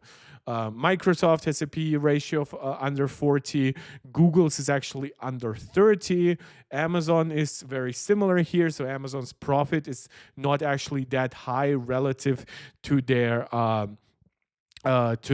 stock valuation. And then you get ridiculous outliers here, like Tesla, which is nope. Is that the wrong Tesla? Or what? Oh, it clicked the wrong thing. What? Why did it do that? Oh, that's the wrong Tesla. What? Wait, do I already have Tesla in here? TSLA? Oh yeah, I already have it here. So you can see that Tesla's PE ratio is actually close to triple that of Apple. It's at 110. Apple's, as we said, was around 40. So Tesla can actually make 3 times less profit than Apple, and at that point would have the same market valuation. And obviously, because they make like 10 times less profit than Apple, they have still this way higher PE ratio, but then their market value is around 1/3 of Apple's, right? If they had the same PE ratio of Apple's, then their market valuation would not be almost 1.3 trillion. It would be more in the $400 to $500 billion range. So again, this is broader market stuff. It isn't as interesting, but looking at NVIDIA here, you see the big cut in. So basically people worried for Western AI in general, but also just compute needs overall. But you already see they're mostly up. They're still very, very highly valued, still have a very high PE ratio. So NVIDIA did not crash and burn, but it might not stand on the same pedestal as it once did. Now, one thing that did not happen is DeepSeek definitely did not say that they did not need any NVIDIA hardware. Their training still happened on NVIDIA hardware. So even if compute needs might be lower than like NVIDIA is telling to investors, they're definitely not zero. So NVIDIA will still do quite fine. And the last piece of thing that I would actually like to cover today is actually another Galaxy S25 Ultra versus iPhone 16 Pro Max camera comparison. I already praised the Tech Chap when I started this video, his battery reviews, his deeper insights. It's usually not a channel we watch too much on it, but it's something I do watch in my free time. I actually, similar to the Mr. Who's the Boss video that we reacted to in the last stream, I actually have not pre-watched this. So I don't know who wins. I don't know who wins which category. So I will be discovering it with you for the first time together. I'll set the time at our usual, maybe 1.1. He does talk reasonably fast, so I don't want to make it too unintelligible. It is a 1080p video, so for details, I'll have to rely on him zooming in and telling me which one was sharper mostly. But yeah, I do that for better connection stuff and things like that. And even then, displaying a 4K video on my Mac display would be nice. And it would be better, but it wouldn't dramatically change. I still wouldn't be able to like natively zoom into the actual JPEG file that was available to him. So I think it's fine. And as always, let me know what the audio and video is working for you, whether it's all right, like how loud I am, how loud he is, and let's get started. Camera, iPhone 16 Pro Max or Galaxy S25 Ultra. So I can already hear, by the way, that I think that there have been like very weird things here, but Mr. Who's the Boss's video to me yesterday really proved that the iPhone 16 Pro has the better microphones over the S25 Ultra. And actually, the more I looked into it, it just seems like a noticeable, very like uh, very reliable difference of like 10 maybe 15%. It's not like the iPhone 16 Pro is like twice as clear, right? But I think whenever people make like statements, like in the Super Sav video, he tested like one specific scenario on one street corner, and he said like, oh, Samsung was clearer in there, and he even applied like the worst AI thing that you can do. And in that specific scenario, the Samsung won out. But then Mr. Who's the Boss actually like gave us like 6, I believe, audio comparisons overall over the entire video. Whenever we had like video shots, we could also get an insight into the audio. And then he also had audio as like a separate category. And then the more videos I just watched, where yes, both phones will sometimes suck if they apply too much AI correction for audio, but in general, I do believe the iPhone is superior. I'm here in London. This is please ignore the fact that there's a Samsung advert behind me. This video is not sponsored by anyone. It's just in my opinion. But also, I want to kick off with the audio eraser test. Both phones have a kind of AI background eraser. And I'm particularly suck is where it's very loud, so I'm going to repeat this clip twice so you can hear the difference between them. Very loud, so I'm going to repeat this clip twice so you can hear the difference between them. Very loud, so I'm going to repeat this the clip iPhone is just way clearer. There is an echo to the Samsung sound. That might actually be an effect of maybe Samsung only having, quote unquote, only 3 microphones while the iPhone has 4. Maybe in a scenario like this, it actually can do some spatial isolation of knowing, oh, this sound actually comes from here, this sound comes from there. Maybe Apple's AI algorithm is better. Maybe the individual microphones are better. But I just think it's very clear that the iPhone is superior here. twice so you can hear the difference between them. Hopefully, they both sound pretty good. I have to put these on because without fail, I will be called blind in the comments, and that's absolutely fine. You are entitled to your opinion, but I'm going to do my best to show you the difference. And you know the drill. Both phones are great, as you would expect for $1,200-ish. You can't go wrong with either of them. And so, by the way, this is something that I have been like talking about, which I don't know what, but maybe it's the fact that it's actually a little bit thicker too than the iPhone, though they are very, very comparable in that regard. It just feels like this is a very like hard-edged product in the way the iPhone somehow does not. I know the iPhone has those curves here, but those curves don't make it comfortable, right? If anything, they take away some usable screen real estate. But I just feel like the way that titanium bends ever so slightly is visually very pleasing and ever so slightly soft, while this just looks very hard. chances are you'll buy one over the other because of iOS versus Android. True. Not because the photos are a touch So sharper. you can already see, by the way, some of the benefits here. For one, you have that preview of whatever camera delivers the wider view. So if you're in the zoom camera, it shows you the main camera on the sides. If you're in the main camera, it shows you the ultra wide as input. You can also see that the transitioning from the cameras is definitely smoother in the iPhone camera app. And those were points that actually Mr. Who's the Boss pointed out, but he still gave the user experience point to Samsung. Or was it a draw? I almost forgot, but the iPhone definitely didn't win. on one than the other. Although actually there are some unique features to each phone, which maybe will sway you. Let's find out. Let's get the specs out of the way first. iPhone, 3 lenses. Samsung, 4 lenses. So he didn't have the sensor size of the ultra wide. From what I understand, the way Samsung talks about it, like they say the telephoto has like 0.7 micrometer pixels. So if this is a 1 by 2.52 inch sensor, I would actually be inclined to believe that this is the same here. The only thing I'm not actually sure is the iPhone's ultra wide here, which says 1 by 2.55. I always thought it was like a 1 by 2.7. GSM.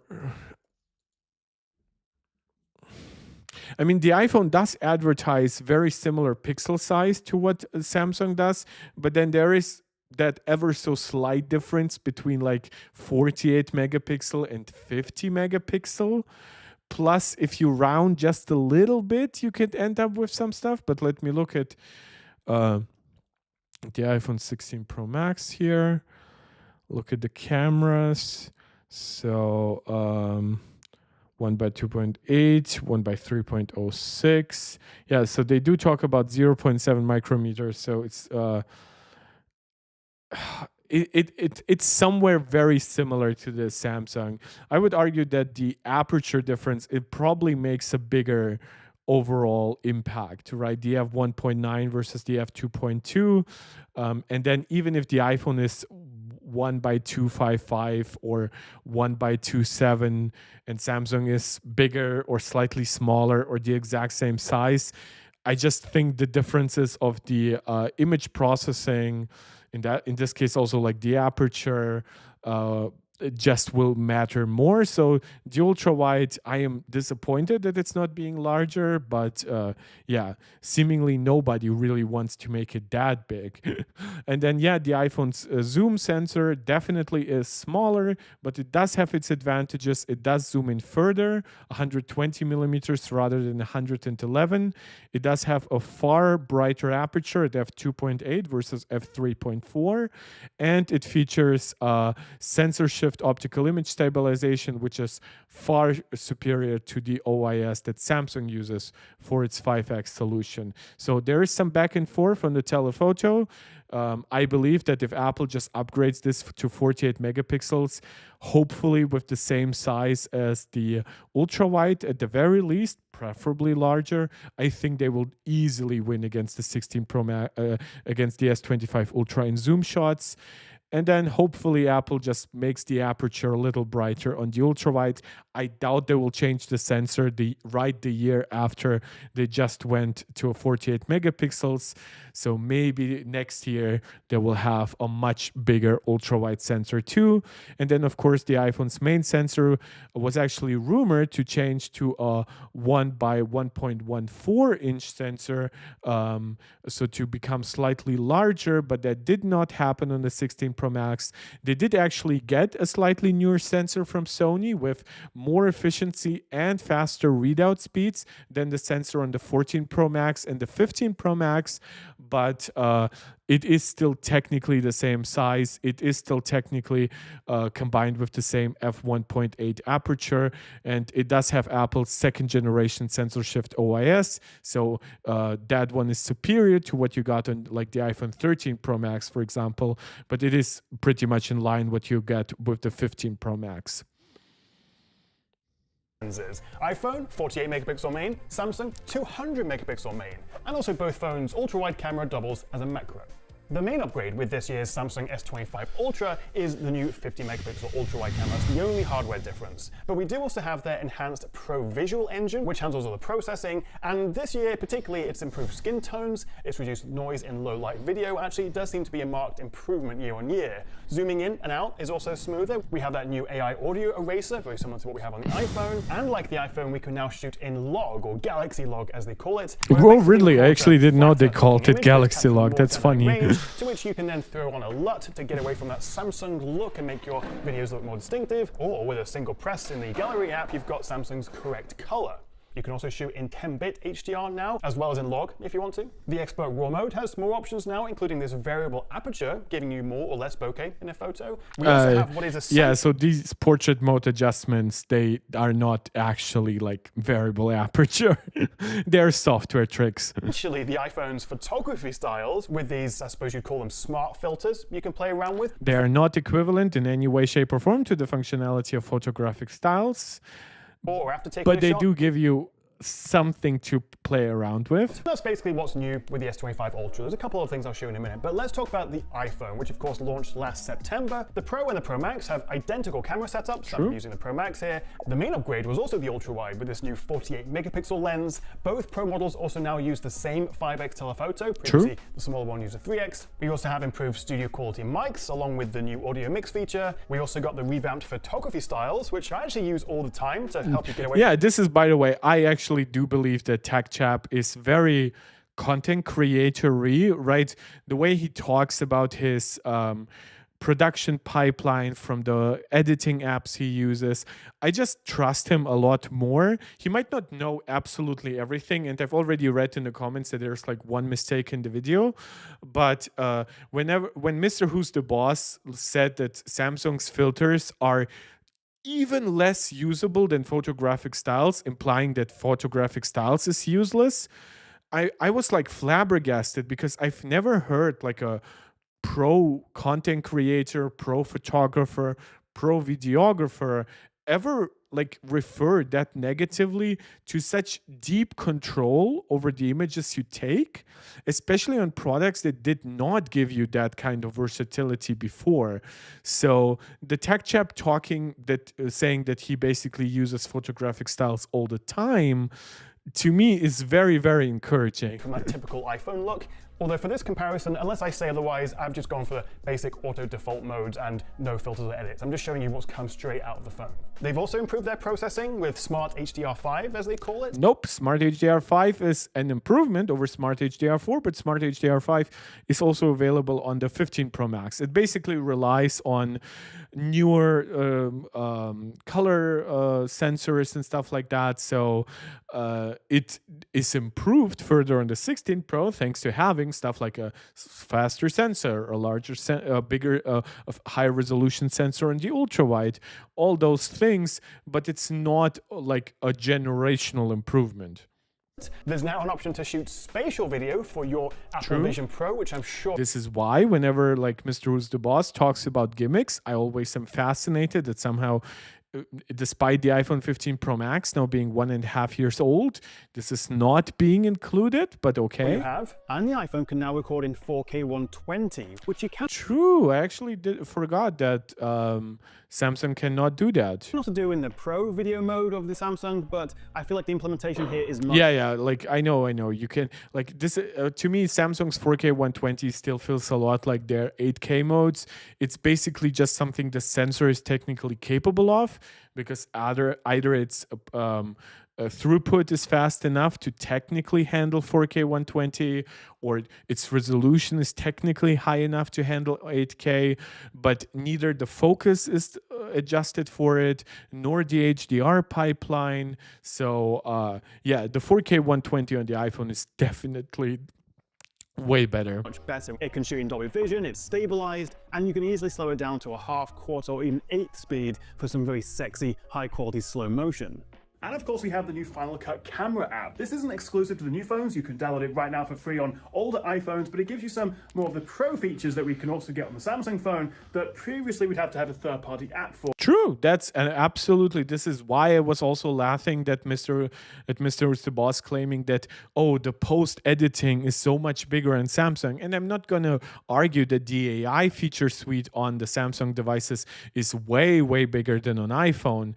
But especially for video now with Final Cut camera, like stuff like Luma Fusion, it's very weird to me to be like, oh, even now that first party has improved, I still cannot absolutely ever include third party.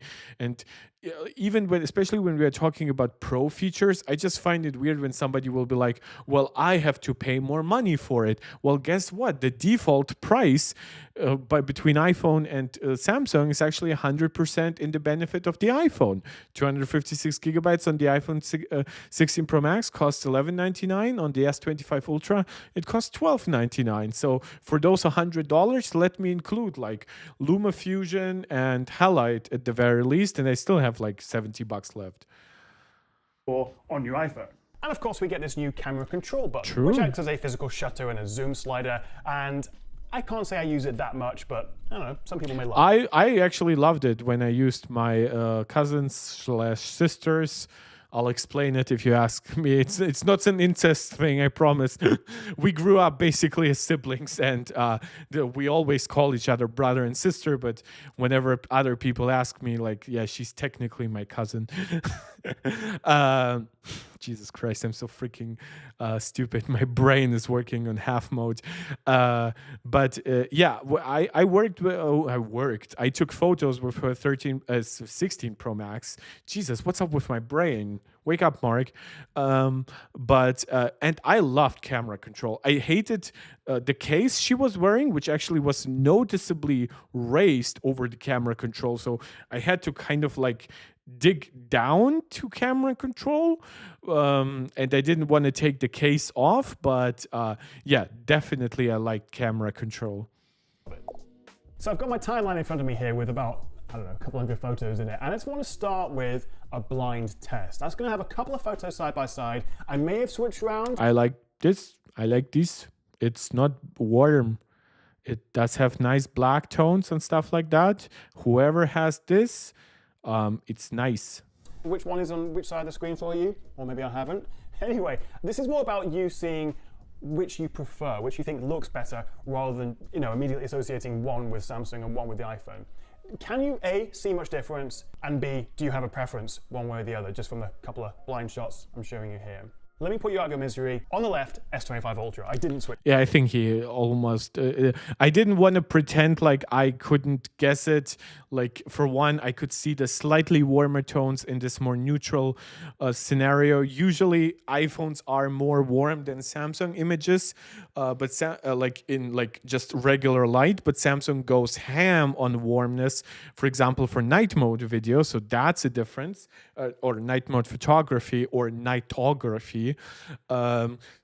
So I could have easily tricked you and said, oh, it's a much better image by basically knowing it's an iPhone. I'm not going to do that. I think that's entirely pointless. These images are both very nice. Honestly, for scenarios like that, well lit, you have like no strobe lights, you have no weird light source here. Again, with the iPhone, if you don't like that it's a little warm, go to photographic styles, make your images like 5 to 10% default cooler. I'm not actually sure if the adjustment is in percentage, but you'll know what I mean if you go into a 15 Pro Max or a 16 Pro Max to adjust it. Obviously, you can go even more natural with Pro RAW. You could have Expert RAW here. So I don't see any deficit in sharpness here or in detail. Probably I might have to give it to the iPhone, and please don't kill me.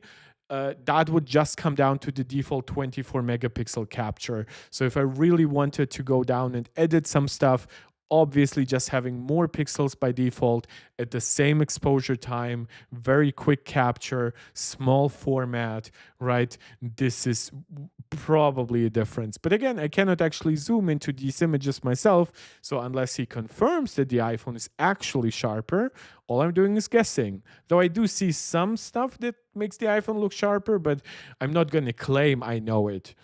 Switch things around. On the right, the iPhone 16 Pro. Oh, wow. So that image that I liked a lot more? Oh, Jesus. So this is what I was actually saying. I think, did it try to like really make sure that he has like red beard and hair here? Is that what the white balance was adjusted to? But also like you can see the detail here, right? It's not a lot of detail, neither camera is huge. It's not like a it's not like a full frame DSLR sensor, right? But the iPhone is way sharp. I guess the only downside is that the iPhone kind of is dark on this patch. But I would argue if this was like a generational uplift that you taught me about, because maybe one phone just really needed to rely on AI, make everything a little warmer, and then a new generation features a new color sensor, has to process less stuff through AI, can rely a little bit more on its natural capture. Yeah, this image is way better. And I actually thought this was going to be the iPhone image. But I guess because the lighting was challenging enough, right? Samsung had to rely a lot more on its AI. So it did some smoothing on the face, right? That's something Samsung likes. You can see that what I think it was supposed to be like portrait stuff was messed up in the background. probably because like Samsung just didn't have the detail. Maybe the iPhone's like 3D time of flight sensor actually helped in the back. I don't know, or maybe the iPhone just has a much better algorithm for that. But yeah, this image is just like, I would argue, if you told me this was an iPhone 13 Pro Max and this was like an iPhone 15 Pro Max, right? The higher resolution, the better HDR handling, I would believe you. Did you guess correctly? Let me take you through the full focal range of these phones with the help of the Elizabeth Tower and distance there, going from the Ultra. So everyone took pictures in London because that's just where the Samsung was announced. But I guess he took his ones maybe a day later or earlier than the rest because his day is not as overcast. I mean, it's not unovercast because it is still London, but his images are a bit more brighter. Wide to the 1X, and then up to the first of the telephoto lenses on the S25, the 3X. So I can already see the details here on the clock, though I can already see that they are over sharpened as hell.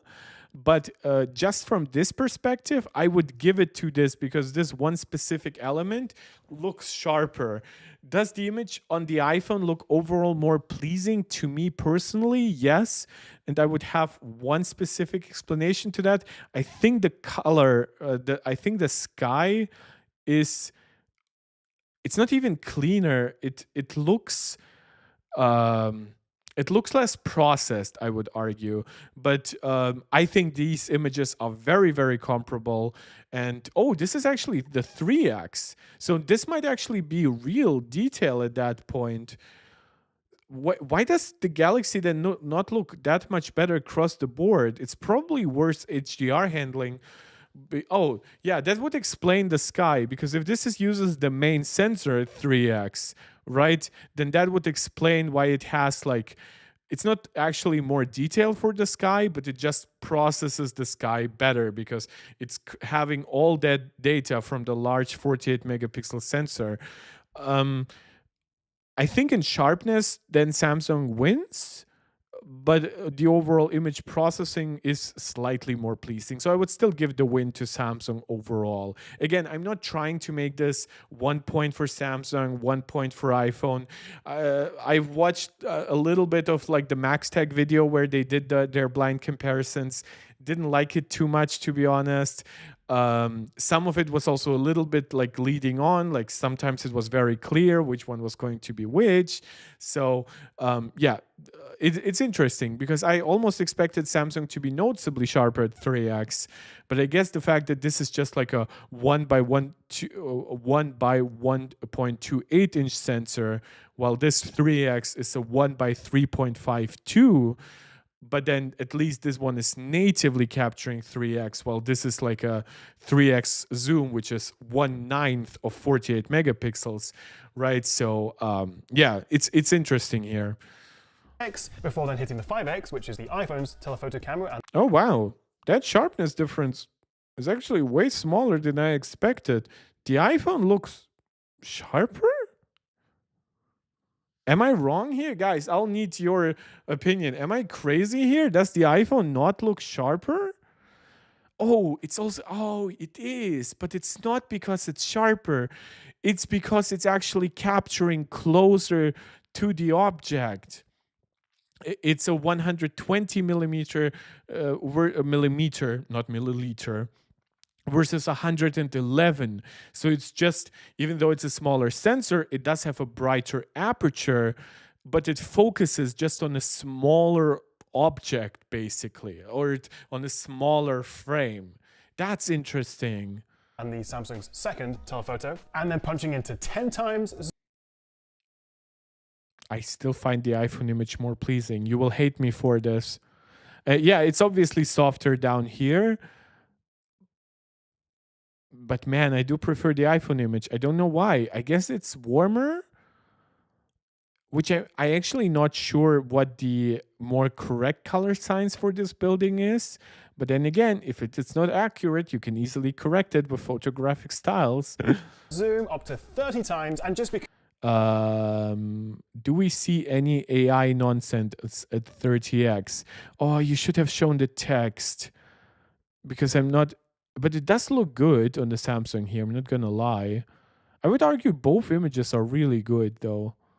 Because it lets you on the Samsung all the way up to 100 times zoom. Yeah, by the way, you can see at that point, right, the way this line is like ultra straight, you lose all the fact that it's actually like a 3D object. So it actually does have some thickness to it. It just looks like a clear line. But overall, I would actually probably and you'll find that those interim steps, right? It sometimes just drew thin lines across here, but it didn't follow like logically entirely. But then it did that gold a lot better. So the AI probably saw what the pattern was and actually did it pretty well. So I actually would say that this is good AI fill. Like I would argue this is way better than what we saw from the Mr. Who's the Boss video, probably because it was a more overcast day, and when he zoomed in on that building, those lines were like completely made up. But yeah, still I would argue the way like this line or this line or this line looks, that's complete fakery. None of that is real. Riveting Tail Chap, thank you for joining the chat, saying iPhone looks more full, I guess. Give me more details. Explain yourself more. Pretend you're my co-host right now. We're almost 2 hours into the stream and you have to provide your input. Give me details what you mean by full. Which is still pretty unusable. Now, of course, the Samsung does have an advantage here with those two. Oh my God, the color signs. Jesus Christ, you cannot. Am I the only one who sees this? Like, it cannot be this cold, those bricks. Like, that is. Like, also, you can see that the neon light blew out the Samsung. Whatever light was also going on here is entirely blown out. Is there something that I can actually recognize as a color? Yeah, like the Galaxy. Oh my God, the Xbox Series X here, like on the top, it's way too bright. I mean, that's still like, I mean, that's criticism on a high level. But the edge-to-edge color signs on the iPhone, yes, it is slightly warm. You can see that here. But this on the Samsung is just very, very unpleasing. Like the fact that it usually like neon lights have been like a weakness for iPhones historically. So I'm just very interested what led to this. Telephoto cameras, and the 3x optical means that between 3x. Yeah, I'll agree here. Actually, the lighting was probably pretty good. So while the iPhone still delivers a very nice image overall, and I probably would argue that it's good enough to probably say that you don't need a 3x, like especially when you look at the camera, right? You'll find some details like those little ridges where you like adjust aperture, zoom, exposure, right? I would argue they're better processed here. Also, the iPhone again is in this case is actually notably warm in a way that I don't think is true. I think that actually the Stormtrooper is a good giveaway here. Again, it is something you can correct with photographic styles, but you don't need to here on the Samsung. So yeah, in this shot, Samsung wins. I think I was talking more about the color signs looking more true to life. I agree, and I've actually given the same input on like the broader image, right? And glad to join. Good man. Well, thank you for joining too. And well, 4.9x until that iPhone's telephoto kicks in. Oh, that's actually at 4.9x. Man, the iPhone's main sensor is a beast. That narrow zoom range. Man, if Apple just went to that 1 by 1.14 inch sensor, I honestly think they would have delivered a 3x better result than Samsung at with the 3x telephoto. I think just especially if they also like change the optics to maybe like an f1.6 aperture or something like that and let in more light. This image is the noising on the Samsung is really good. The softening on the camera is actually a little bad, but the iPhone's image is noisier here. So yeah, Samsung. Which is benefiting from that actual optical lens. I mean, a 10x the iPhone does have an opt. But yeah, you can see by the way that this denoising here, it's happening across the board with Samsung. It's not actually like Samsung has a detailed understanding of the surface of this here, but I do believe this is a pleasing result in this case. Do we see any AI imperfections? I would guess no, because we just didn't zoom in far enough for that. I think that there's still enough on sensor detail that Samsung can rely on without going ham on the AI. Let me show you Also, there's probably not too much detail in the Xbox controller overall. a couple more. This is Regent Street, first with the ultra-wide camera. No HDR mishaps on either. Samsung Sky is probably a little bit too blue, given that we're talking it's London. The iPhone's image looks noticeably not as soft as I kind of would have predicted, which I'm really not a fan of the iPhone's ultra wide, but that's because I'm not a fan of the ultra wide on pretty much any camera right now, any like flagship even. Yeah, both images are very good. I would not kick either one out of bed if I really needed an ultra wide in this specific scenario. Camera, and actually the iPhone definitely does jump off the screen, being a bit more vibrant, a bit warmer in tone. I'm saying that's necessarily good or bad at this point. No, I would argue in here it's actually a little bit better because Samsung's vibrancy focused on a very blue sky. And that actually makes it look a little bit too cool. So the advantage that we had indoors, I would argue, I would actually argue this looks warmer than the building on the iPhone. So I would argue the iPhone just pops more, but it doesn't do that with artificial coloring either. Pointing it out, but then at 10x, the iPhone is a touch noisier. I think fine detail is better on the Samsung. I will give Samsung the win when it comes to zoom, simply because we have a second optical lens for the 3 to 4.9 times. But man, like that handling of like that Ritz restaurant, like it pops more. The iPhone's HDR is so good at this point, right? You can actually see that where the color is washed out, it's not like they took away all detail here. In fact, that one is actually looks sharper, but it just pops so much more because you have these elements of contrast. This is a very neutral, and again, look at the like the iPhone notoriously was actually very bad with point lights, right? Here it's handling this red light perfectly, not so much the Samsung. And also just the long range zoom is clearly superior. Is it? Is the detail here actually real on the Samsung? Because it looks like it refused to really zoom in on the lights, and then it drew in some extra details, it sharpened up.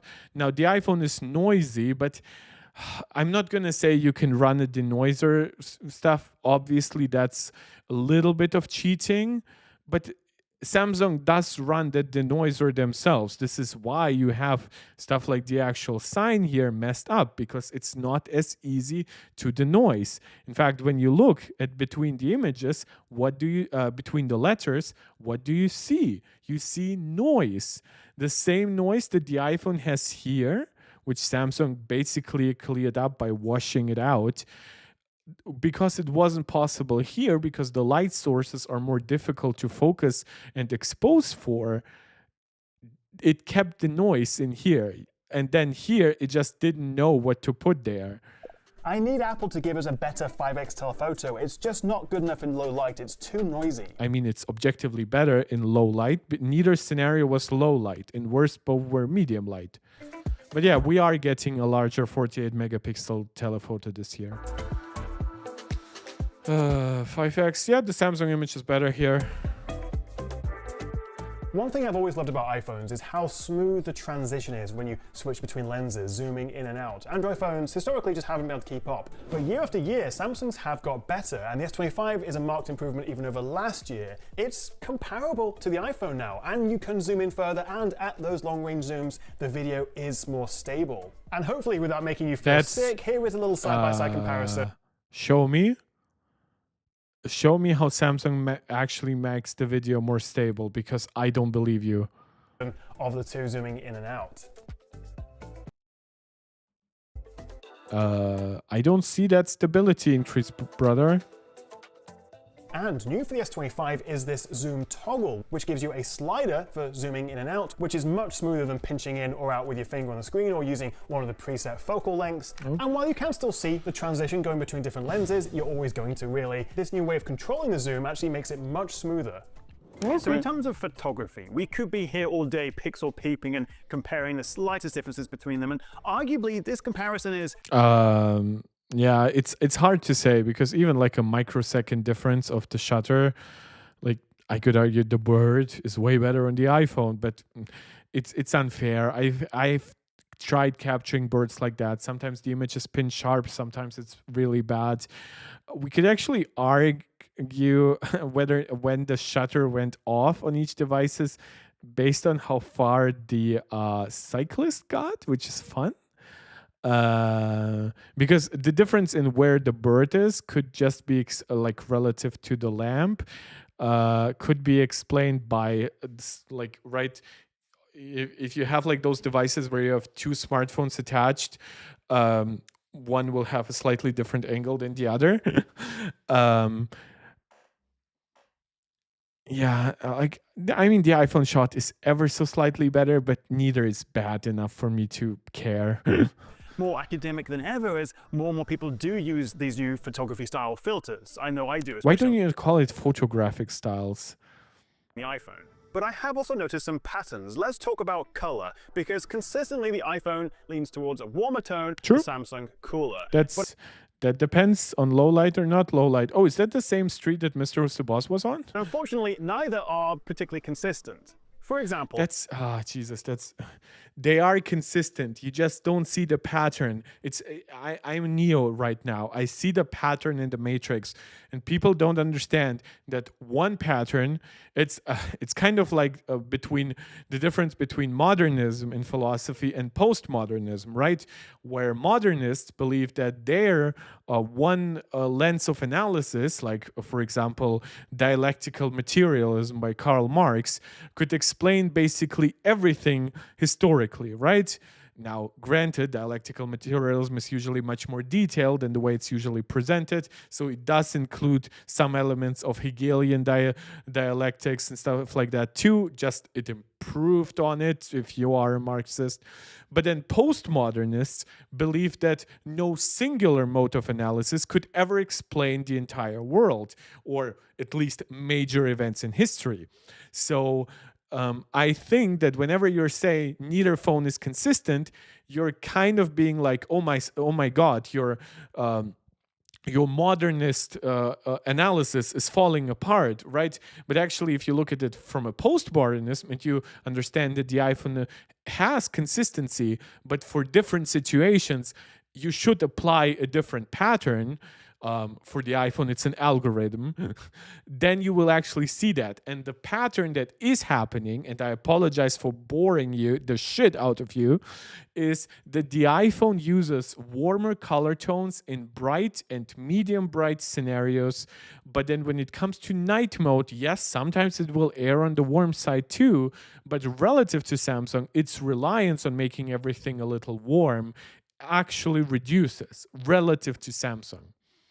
Here with the skateboarder, I would say the Samsung shot is more true to life. While I do like the aesthetic look of the iPhone, it's slightly more filmic, it's warmer, it wasn't that yellow, that warm in real life. So for this one, I prefer the Samsung, but then for this one with these couple of guys, I prefer the iPhone. The Samsung just isn't picking up the undertones in the skin for both lighter and darker skin tones. The iPhone, even if it's not perfect... Yeah, it feels like the iPhone does almost like the video game thing where it does subsurface scattering actually, right? Where you actually don't want a camera, or because that's not how your eyes work, that's because not how the light works.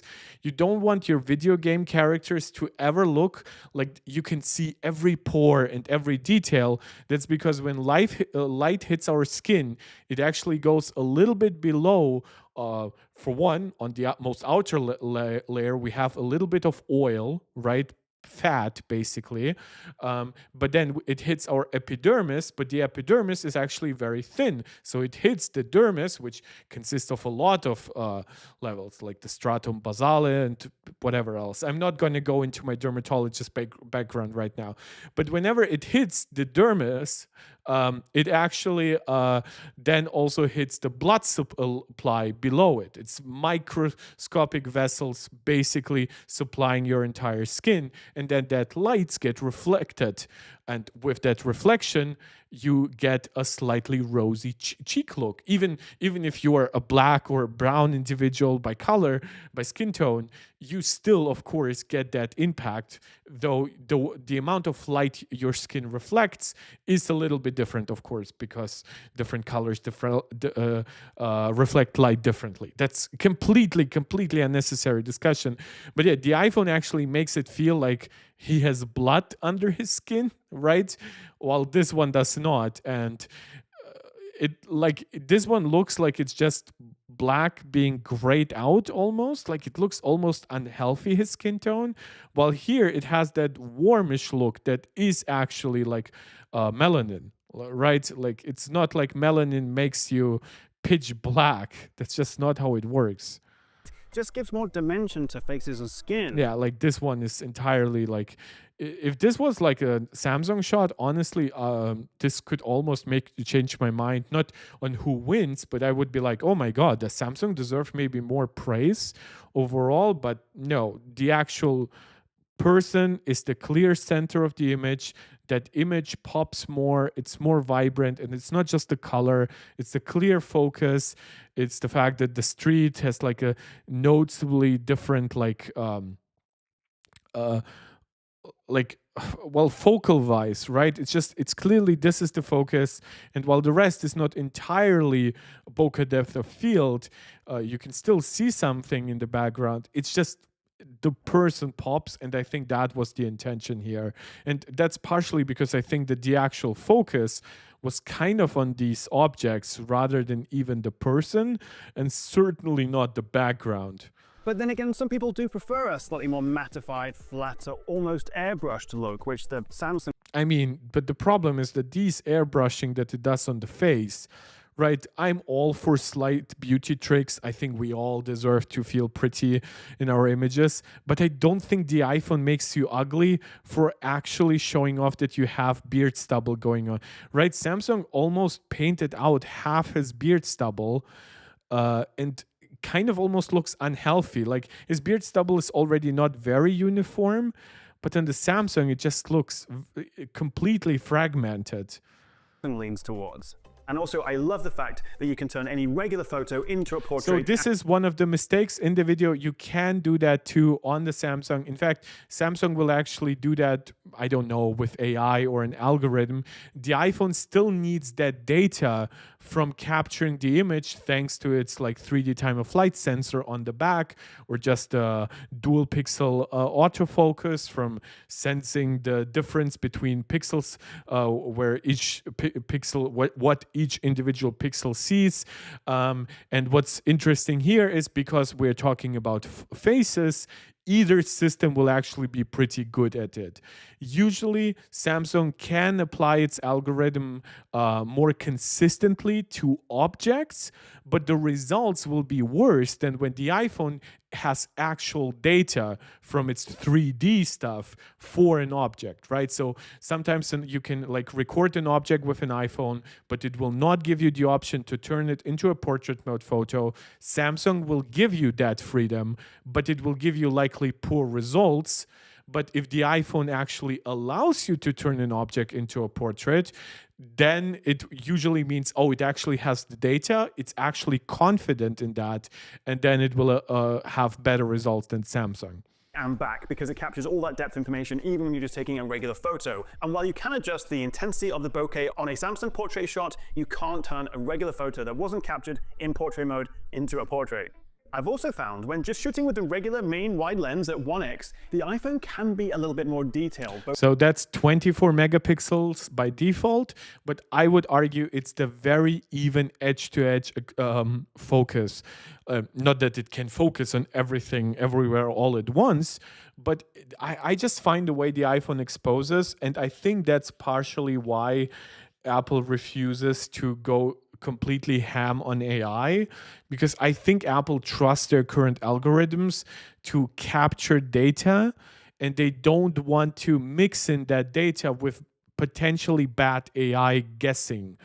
Both in light and low light scenarios. And this could be down to the fact that the iPhone bends down from its 48 megapixel resolution to a 24 megapixel final output, whereas the Samsung bends down from 200 to 12. So technically, the iPhone's final output resolution is double that of the Samsung. However, I have experienced a bit of trouble with the Samsung's motion. For example, this lady here with this very textural jumper is pretty soft on the Samsung. It's much sharper, much more detailed on the iPhone's picture. Yeah, that is also just like what historically Apple has focused on. I mean, when they introduced I always forgot what that mode was called, right? But basically you have regular photography, you have night mode, and then in between, for medium light conditions, right, the iPhone actually had, for a time, developed a very specific algorithm. And the way they actually showed it was like with a sweater, right? And they were like, oh, it's indoors, it's not the greatest light, but look how much detail is actually still preserved in that sweater. And I think that those results are basically coming home to roost, where Samsung has been going more all in with AI. And Apple has all those historic stuff of like, oh, here we had a specific solution for like sweaters. Here we had a specific solution for medium lighting conditions. And here I would argue the focus was actually a little bit off, right? It almost didn't fully focus on that person, which again, usually I say, go back, capture that image. I don't need to compare images between in focus and out of focus. But if you weren't able to do it, then, like, for example, all those action mode shots, right? All those video recordings where specifically the focus is, can you actually keep it in focus?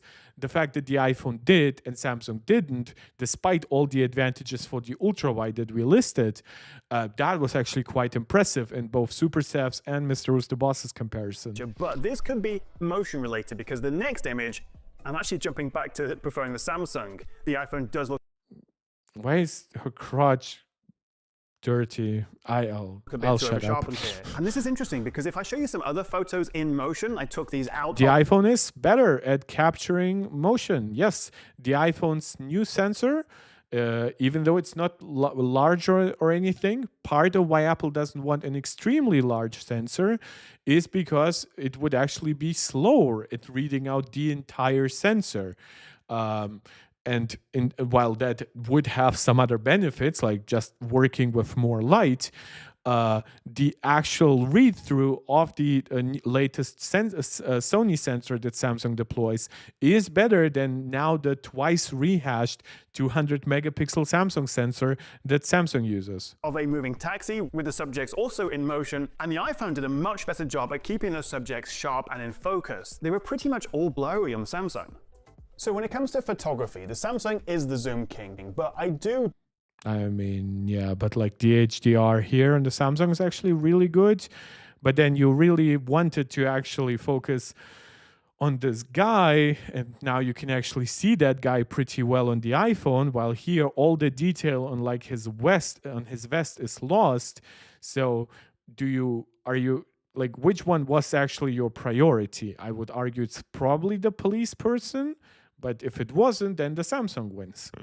generally find myself preferring portraits taken on the iPhone. Yeah, same. Now, in terms of regular video quality, this has been shot at 4K 60 with the rear cameras. So the iPhone does not nicely adjust to the strobe of the neon light in the background. That's interesting. Obviously, you could work now with 4K 120 to do that, or maybe set like 4K 24 if you need to, but this is a nice benefit for the Samsung here. What do you think? In terms of Pro options, I like that with the iPhone, you can shoot up to 4K 120 in ProRes, which is a much higher bitrate, although it also takes up a lot more storage. Sure. It's a bit of a faff unless you're using external storage, but you can shoot up to 4K 120 ProRes in log via an external SSD. I'll say it, I prefer the way the video looks here in Samsung. Easily. For some really high quality video. With the Samsung, you can It's warmer, it's brighter, it does not have the strobe light issue on the neons. Absolutely. Now, there's one question I would like to have, which is what specifically did the iPhone focus on? Because it almost feels like the focus is not entirely on him, which I guess would be a fault of the iPhone overall. But because I mean, he is clearly talking, so the focus should clearly be on him. But yeah, a win for Samsung in this specific scenario. 120 if you want to slow it down as well. You've also got this new Galaxy Log option. There isn't a ProRes mode per se for a higher bitrate, but what I do like What's the breathing? What's the breathing on the Galaxy about recording? Samsung is that you can shoot in log at any resolution or frame rate. You're not limited to having to use ProRes like you are on the iPhone. No, it's not my own breathing. I never have passed through from my microphone to my headphones. So, wait, did I mishear it? Resolution or frame rate. You're No, not no, limited there's clearly breathing in the recording that only pops up on the Samsung side, not on the iPhone. to having to use ProRes like you are on the iPhone. But while I got you, let me give you a bit of a behind the scenes of the studio. This is where I'm working right now on the edit for this video. We've got Stormy, also one of my favorite little... Yeah, like there's no super annoying deep breathing on the iPhone. There definitely is on the Galaxy. So I guess that's where the extra microphone comes in on the iPhone, where it knows that that breathing comes in from the camera person and it deletes it. That's actually amazing. This is a aluminium frame. And you can see here, by the way, like even though I still prefer the Galaxy for being brighter here, it clearly struggles to give you real detail. It's just, you can see some shimmering almost on shroud him. for the Mac Mini, but actually has Like noise. looks like a Mac Pro desktop. I think that's really cute. So in terms of video, Yeah, it is really cute. what do you reckon? It's pretty crazy though how different the colors can be between. Yeah, and this is where like this is actually something that I've mentioned whenever I watched like MKBHD's autofocus videos, so his car videos, and they're very often captured with an iPhone. Now the iPhone does have some downsides here. Like I would argue this is a pretty warm image, but look at the transition that it goes through here, pretty right? crazy, though. So the sky, you could actually see details from like that. You could see that the sky is not uniform. Here it's basically noise. You can also very quickly expose for the actual building, while Samsung keeps it very How dark. different the colors. And then you see a notable visual transition. Now the iPhone obviously still changes because it exposes more for the building, but Samsung just has a very stark thing. So whenever you want a smartphone that behaves predictably when switching from like bright lights to darker lights, or one object in focus that is brighter versus an object versus switching to another object in focus that is notably worse lit, choose the iPhone. If you can, work with a log at that point. But yeah, that transition was pretty clear. It can be between the phones. If I pull out to the ultra wide and then go back to the main lens and just start walking forward, this is a place called Estelle Manor, a very beautiful manor house. And despite it being quite a grey day, we've got a vastly warmer tone on the iPhone and a cooler on the Samsung. But once we punch into 5 times, you can see the difference in that stabilization. Samsung's doing a much better job. I mean, the iPhone zooms in a little bit further, but yeah, seemingly like Apple's sensor shift OIS is not as effective for video as it might be for photo. That's interesting. And I found this to be the case in low light video as well. So the Samsung definitely wins for zoom both in photography and videography. Okay. That's not quite what we saw in Mr. Who's the Boss's video. We saw like actual night video where the iPhone had noticeably less noise even when zoomed in, but okay. And while I still hate the fact that we have all this glare, this lens flare on the iPhone, which despite year after year them saying, oh, we've added this new coating to the lens which is supposed to reduce it, it's still there and it's worse than pretty much any other phone out there, which is really frustrating. And actually sometimes I do quite like, especially in low light, shooting on the Samsung. However, I don't always love the colors on the S25 Ultra here. Yep. In low light they can be a bit oversaturated, it doesn't look quite as realistic, and while the Samsung does do a better job at stabilizing the footage when you zoom in, generally speaking, for me, I do prefer video captured on the iPhone. Sure, And as someone who I shares agree. a lot of social media I content, agree with both the criticism and the praise here. while the iPhone is still far from perfect, it is still my go-to and most people's go-to choice for capturing and then sharing content on social. Absolutely. And it is really special that Samsung has to say in the year 2025 of our Lord, that like, oh, we worked with Snapchat to have higher quality video. Was it with Instagram or something like that, right? The fact that you still have to say that shows that you're just coming from a far inferior place. And both of them offer some sort of portrait video. We've got cinematic mode on the iPhone. This is, again, where everything portrait related just pops so much more on the iPhone. And we've got portrait video on the S25. And while they And the algorithm is clearly way better at handling those edges. both still top out at 4K 30. Way better at handling whenever like moving stuff, especially like hands are in the way. I'd love if there was a 60 FPS option. I've always found the iPhone works a little better for cinematic video. I don't think there's a better option on the market. You can see the bokeh around. And of course you can edit it afterwards, which actually makes it usable for content creation. While Samsung's, I think, is too bad to just be taken as is. And the iPhones, while much more likely to be good enough to be taken as is, still isn't quite good enough, but then gives you the option to edit. My head. Obviously, it varies based on the lighting around you, but I've always just found the iPhone a bit more natural. In this case, I actually preferred the audio of the Galaxy S25. It sounded more flat, but it had less echo from the room around. Compliment for the Galaxy here. Yeah. One little feature of the Samsung that I love and I think is criminally underrated is the ability just to hold on to this while playing back a video, and it immediately goes into this slow motion. It kind of just warps into slow-mo. It will actually work at any frame rate, even say 30 FPS, and then once you let go of your finger, you can actually just tap to save that little clip as a slow motion file. I also appreciate the S25 lets you it's not switch bad. between the rear and the front cameras even while filming. You can't do that on the iPhone, although at least you can now pause. You can with other apps, yeah, but yeah, it's not. It's weird that it's not just in the main camera app. Good criticism, fair criticism. This is why I always say I absolutely want reviews to never just be suck up videos. Even if a phone seems kind of perfect to you, maybe the camera got twice as good as it was before. Please include some criticism that are fair and that you think will actually benefit the consumer. For example, and instead of like Linus like arguing for years for the return of T9 dialing for the iPhone, right? He could, and in my opinion, should have been arguing for far better audio detail controls on an app-to-app and system sound level, right? And he did that with his iOS 18/iPhone 16 like 1 month later video, which I'm like, really? You focus so much on bullshit like T9 dialing in the past. Or I remember way back in the day, he focused on like Flash Player, which like was so freaking slow on smartphones. It was never worth it.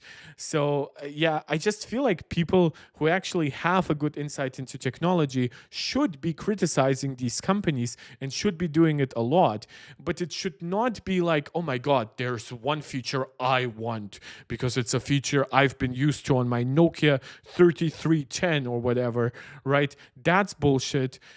Don't try to change the company from the base foundation, like the way Louis Rossmann would be like, oh, yeah, that needs to be repairable and that needs to be twice as thick because I want a battery I can take out or not. And like, in the meantime, while you criticized Apple for those things, you could have actually used your like content creator influence to tell people to go to a brand that really does those things, like LG. But instead, you made Apple the only talking point, and with it, all other companies heard Apple does that, so let's copy Apple, right? Because clearly consumers are still willing to buy products despite those compromises. And this is where I feel like what the Tech Chap does is perfect, right? Say how weird it is that the iPhone does not let you switch between front and back camera recording like in a video, right? Why not? You definitely have the ISP power for that, right? But yeah, don't try to tell Apple like, Apple, you should have like a twice as large sensor and shit like that. Yeah, that wouldn't be bad, but it's also clearly not in the cards. So why waste energy on that? And then resume recording since iOS 18. True. So when it comes to video, I would say the Samsung offers you more pro mode. Yeah, but you can already see how much better the iPhone is. It does use the warmer colors to compensate for some of it, but the way, like, you can see the background already here, the even exposure, the fact that the focus actually on that person is better. So there's more detail here because modes. And if you know what you're doing with it, you might be able to get more out of it. But for the average user, I think the yeah, iPhone like you could see here, like the way that the person became bright because clearly that was what you wanted to capture, much better. does still give you a more consistent video experience. And finally, when it comes to the selfie camera, neither have significantly changed over the last couple of years. We've got No, but I would actually argue I do prefer the color science of the iPhone here a lot more, which is exactly contrary to what Mr. Who's the Boss found. basically the same hardware, although both selfie cameras do benefit from the improved processing with the Pro Visual Engine and Smart HDR5.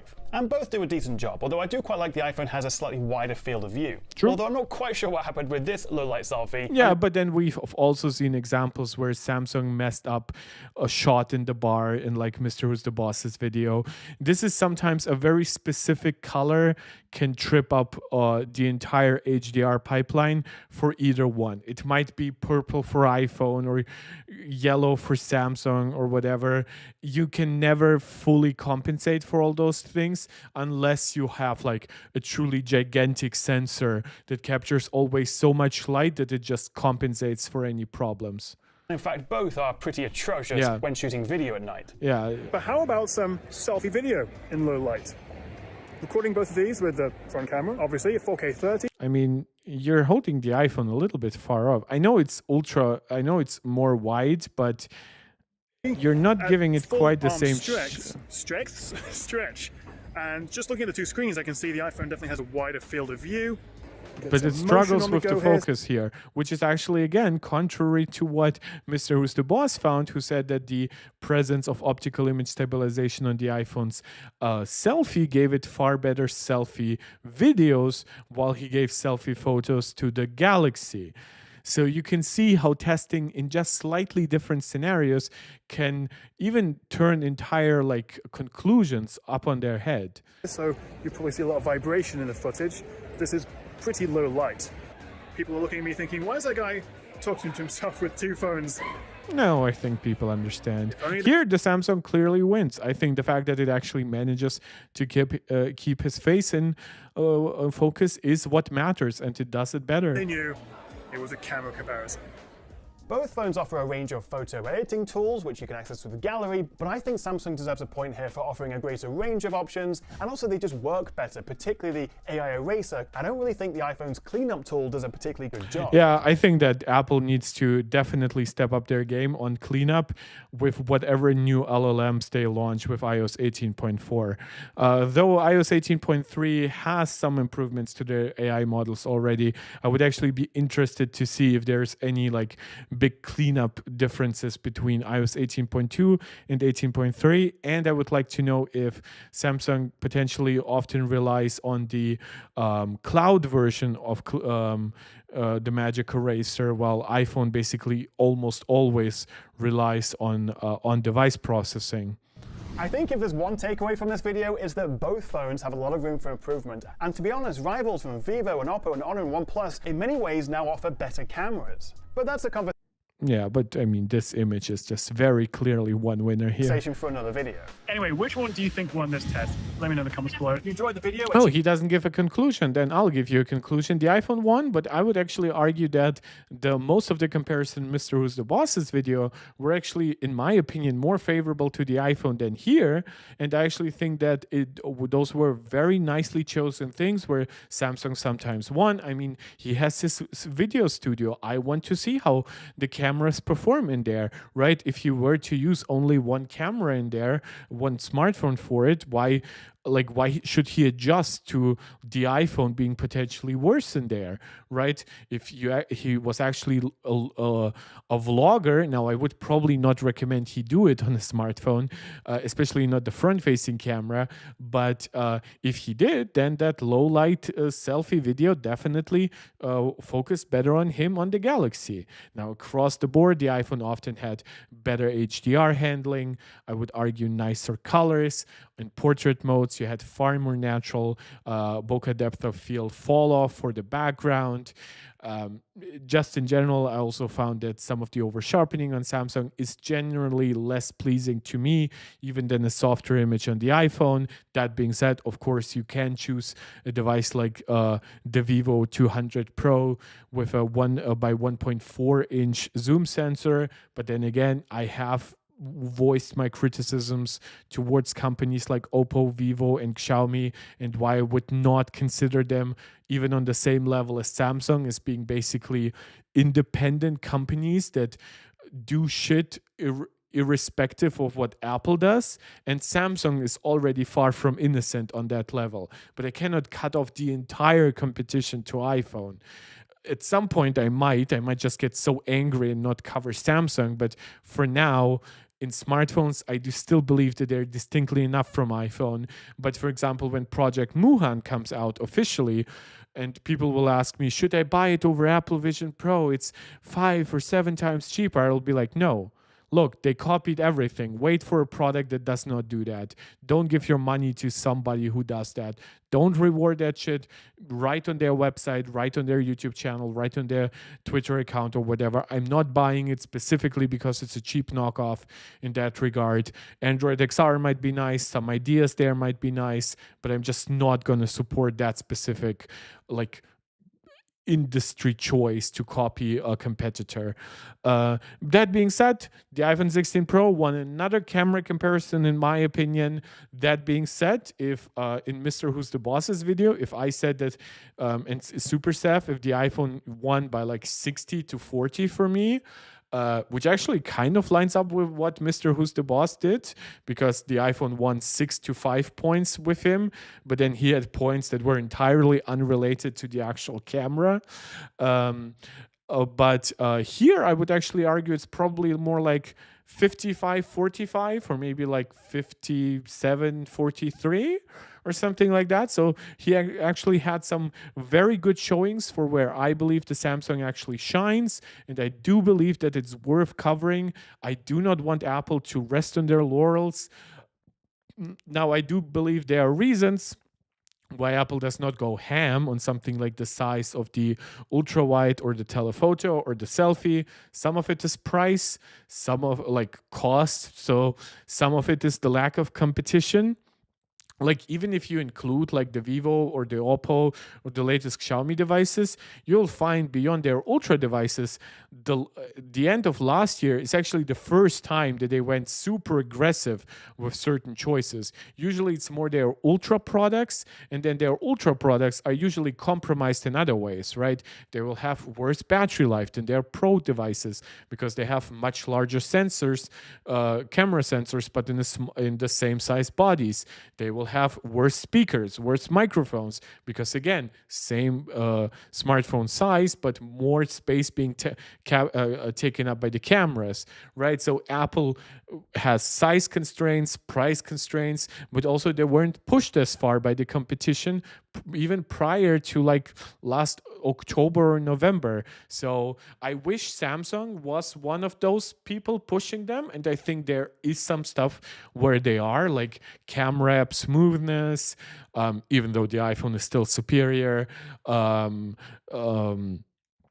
Broad processing, though I would argue Pixel is better in consistency than Samsung. Sometimes I would argue Pixel is even better in consistency than iPhone. I just don't like the way that the cool algorithm works on Pixel. In recent years, back in the Pixel 4 era, I actually greatly preferred it for a time over what the iPhone did. But times have changed. Apple has introduced larger sensors, better optics, greatly improved their algorithms. So the tech landscape is very interesting if you actually pay attention to it. I think if you just focus, oh my God, it's the next rectangle, I think you will be disappointed, but that's just because you're uninformed. Yes, obviously, year-to-year improvements are smaller than they used to be, but your ability to keep a phone for longer than before is greater than it ever was before. And on the iPhone, pricing relative to inflation, when you look at something like the 16 Pro, for example, which still starts at the same $999 as the 2017 iPhone 10, and it does so with double the internal storage. Yes, some components like storage have come down in price for Apple to include, but then others like the chip have just become objectively more expensive across the board. So I think we're in a very good position for the tech landscape. I think that the iPhone still absolutely outshines almost everything else, because I think that the combined package of the iPhone Pro is very, very hard to compete with, like across the nice screen, with even like the app integration that HDR works nicely across the board, the good cameras that are actually integrated with stuff like the most popular social media apps, right? And the way that HDR pipeline works so well with the integrated screen and everything. The way that the processor is not just fast, but even with a not so large battery, still delivers you nice battery life. I do believe that obviously the iPhone lags behind in certain things. Like it doesn't have the crazy capacity of the latest silicon carbide batteries in like the Vivo X200 Pro. It doesn't have the super huge telephoto sensors. But I still do believe it's the best smartphone as a package overall. And I actually think that thanks to some of the aggressive inflation in recent years, it's the best value a Pro iPhone has ever been. That does not mean it's all better value than far, far cheaper flagships that will cost you like $600, $700, $800 versus the Pro Max's $1,200, $1,400, $1,600 sometimes. But I do believe, especially if you already prefer iOS, if you're already in the Apple ecosystem, nothing that I have seen in the past 4 or 5 months would lead me to ever suggest to you to switch to somebody else, especially not in a tech landscape environment where Samsung, with what I mentioned already, the Galaxy Buds 3, the latest Galaxy Watch Ultra, now Project Moohan, just blatantly copies Apple across the board, where we see things like ColorOS 15 on the Oppo devices being 100% a copy of iOS. And yeah, we see more examples of that on Vivo and Xiaomi. And yeah, so this is not to say Apple is perfect. Apple does not deserve criticism. I have in multiple occasions on this video said when A, Samsung won, or B, Apple does something weird and should change it. I have criticized Apple for certain decisions in iOS, in macOS, whatever, right?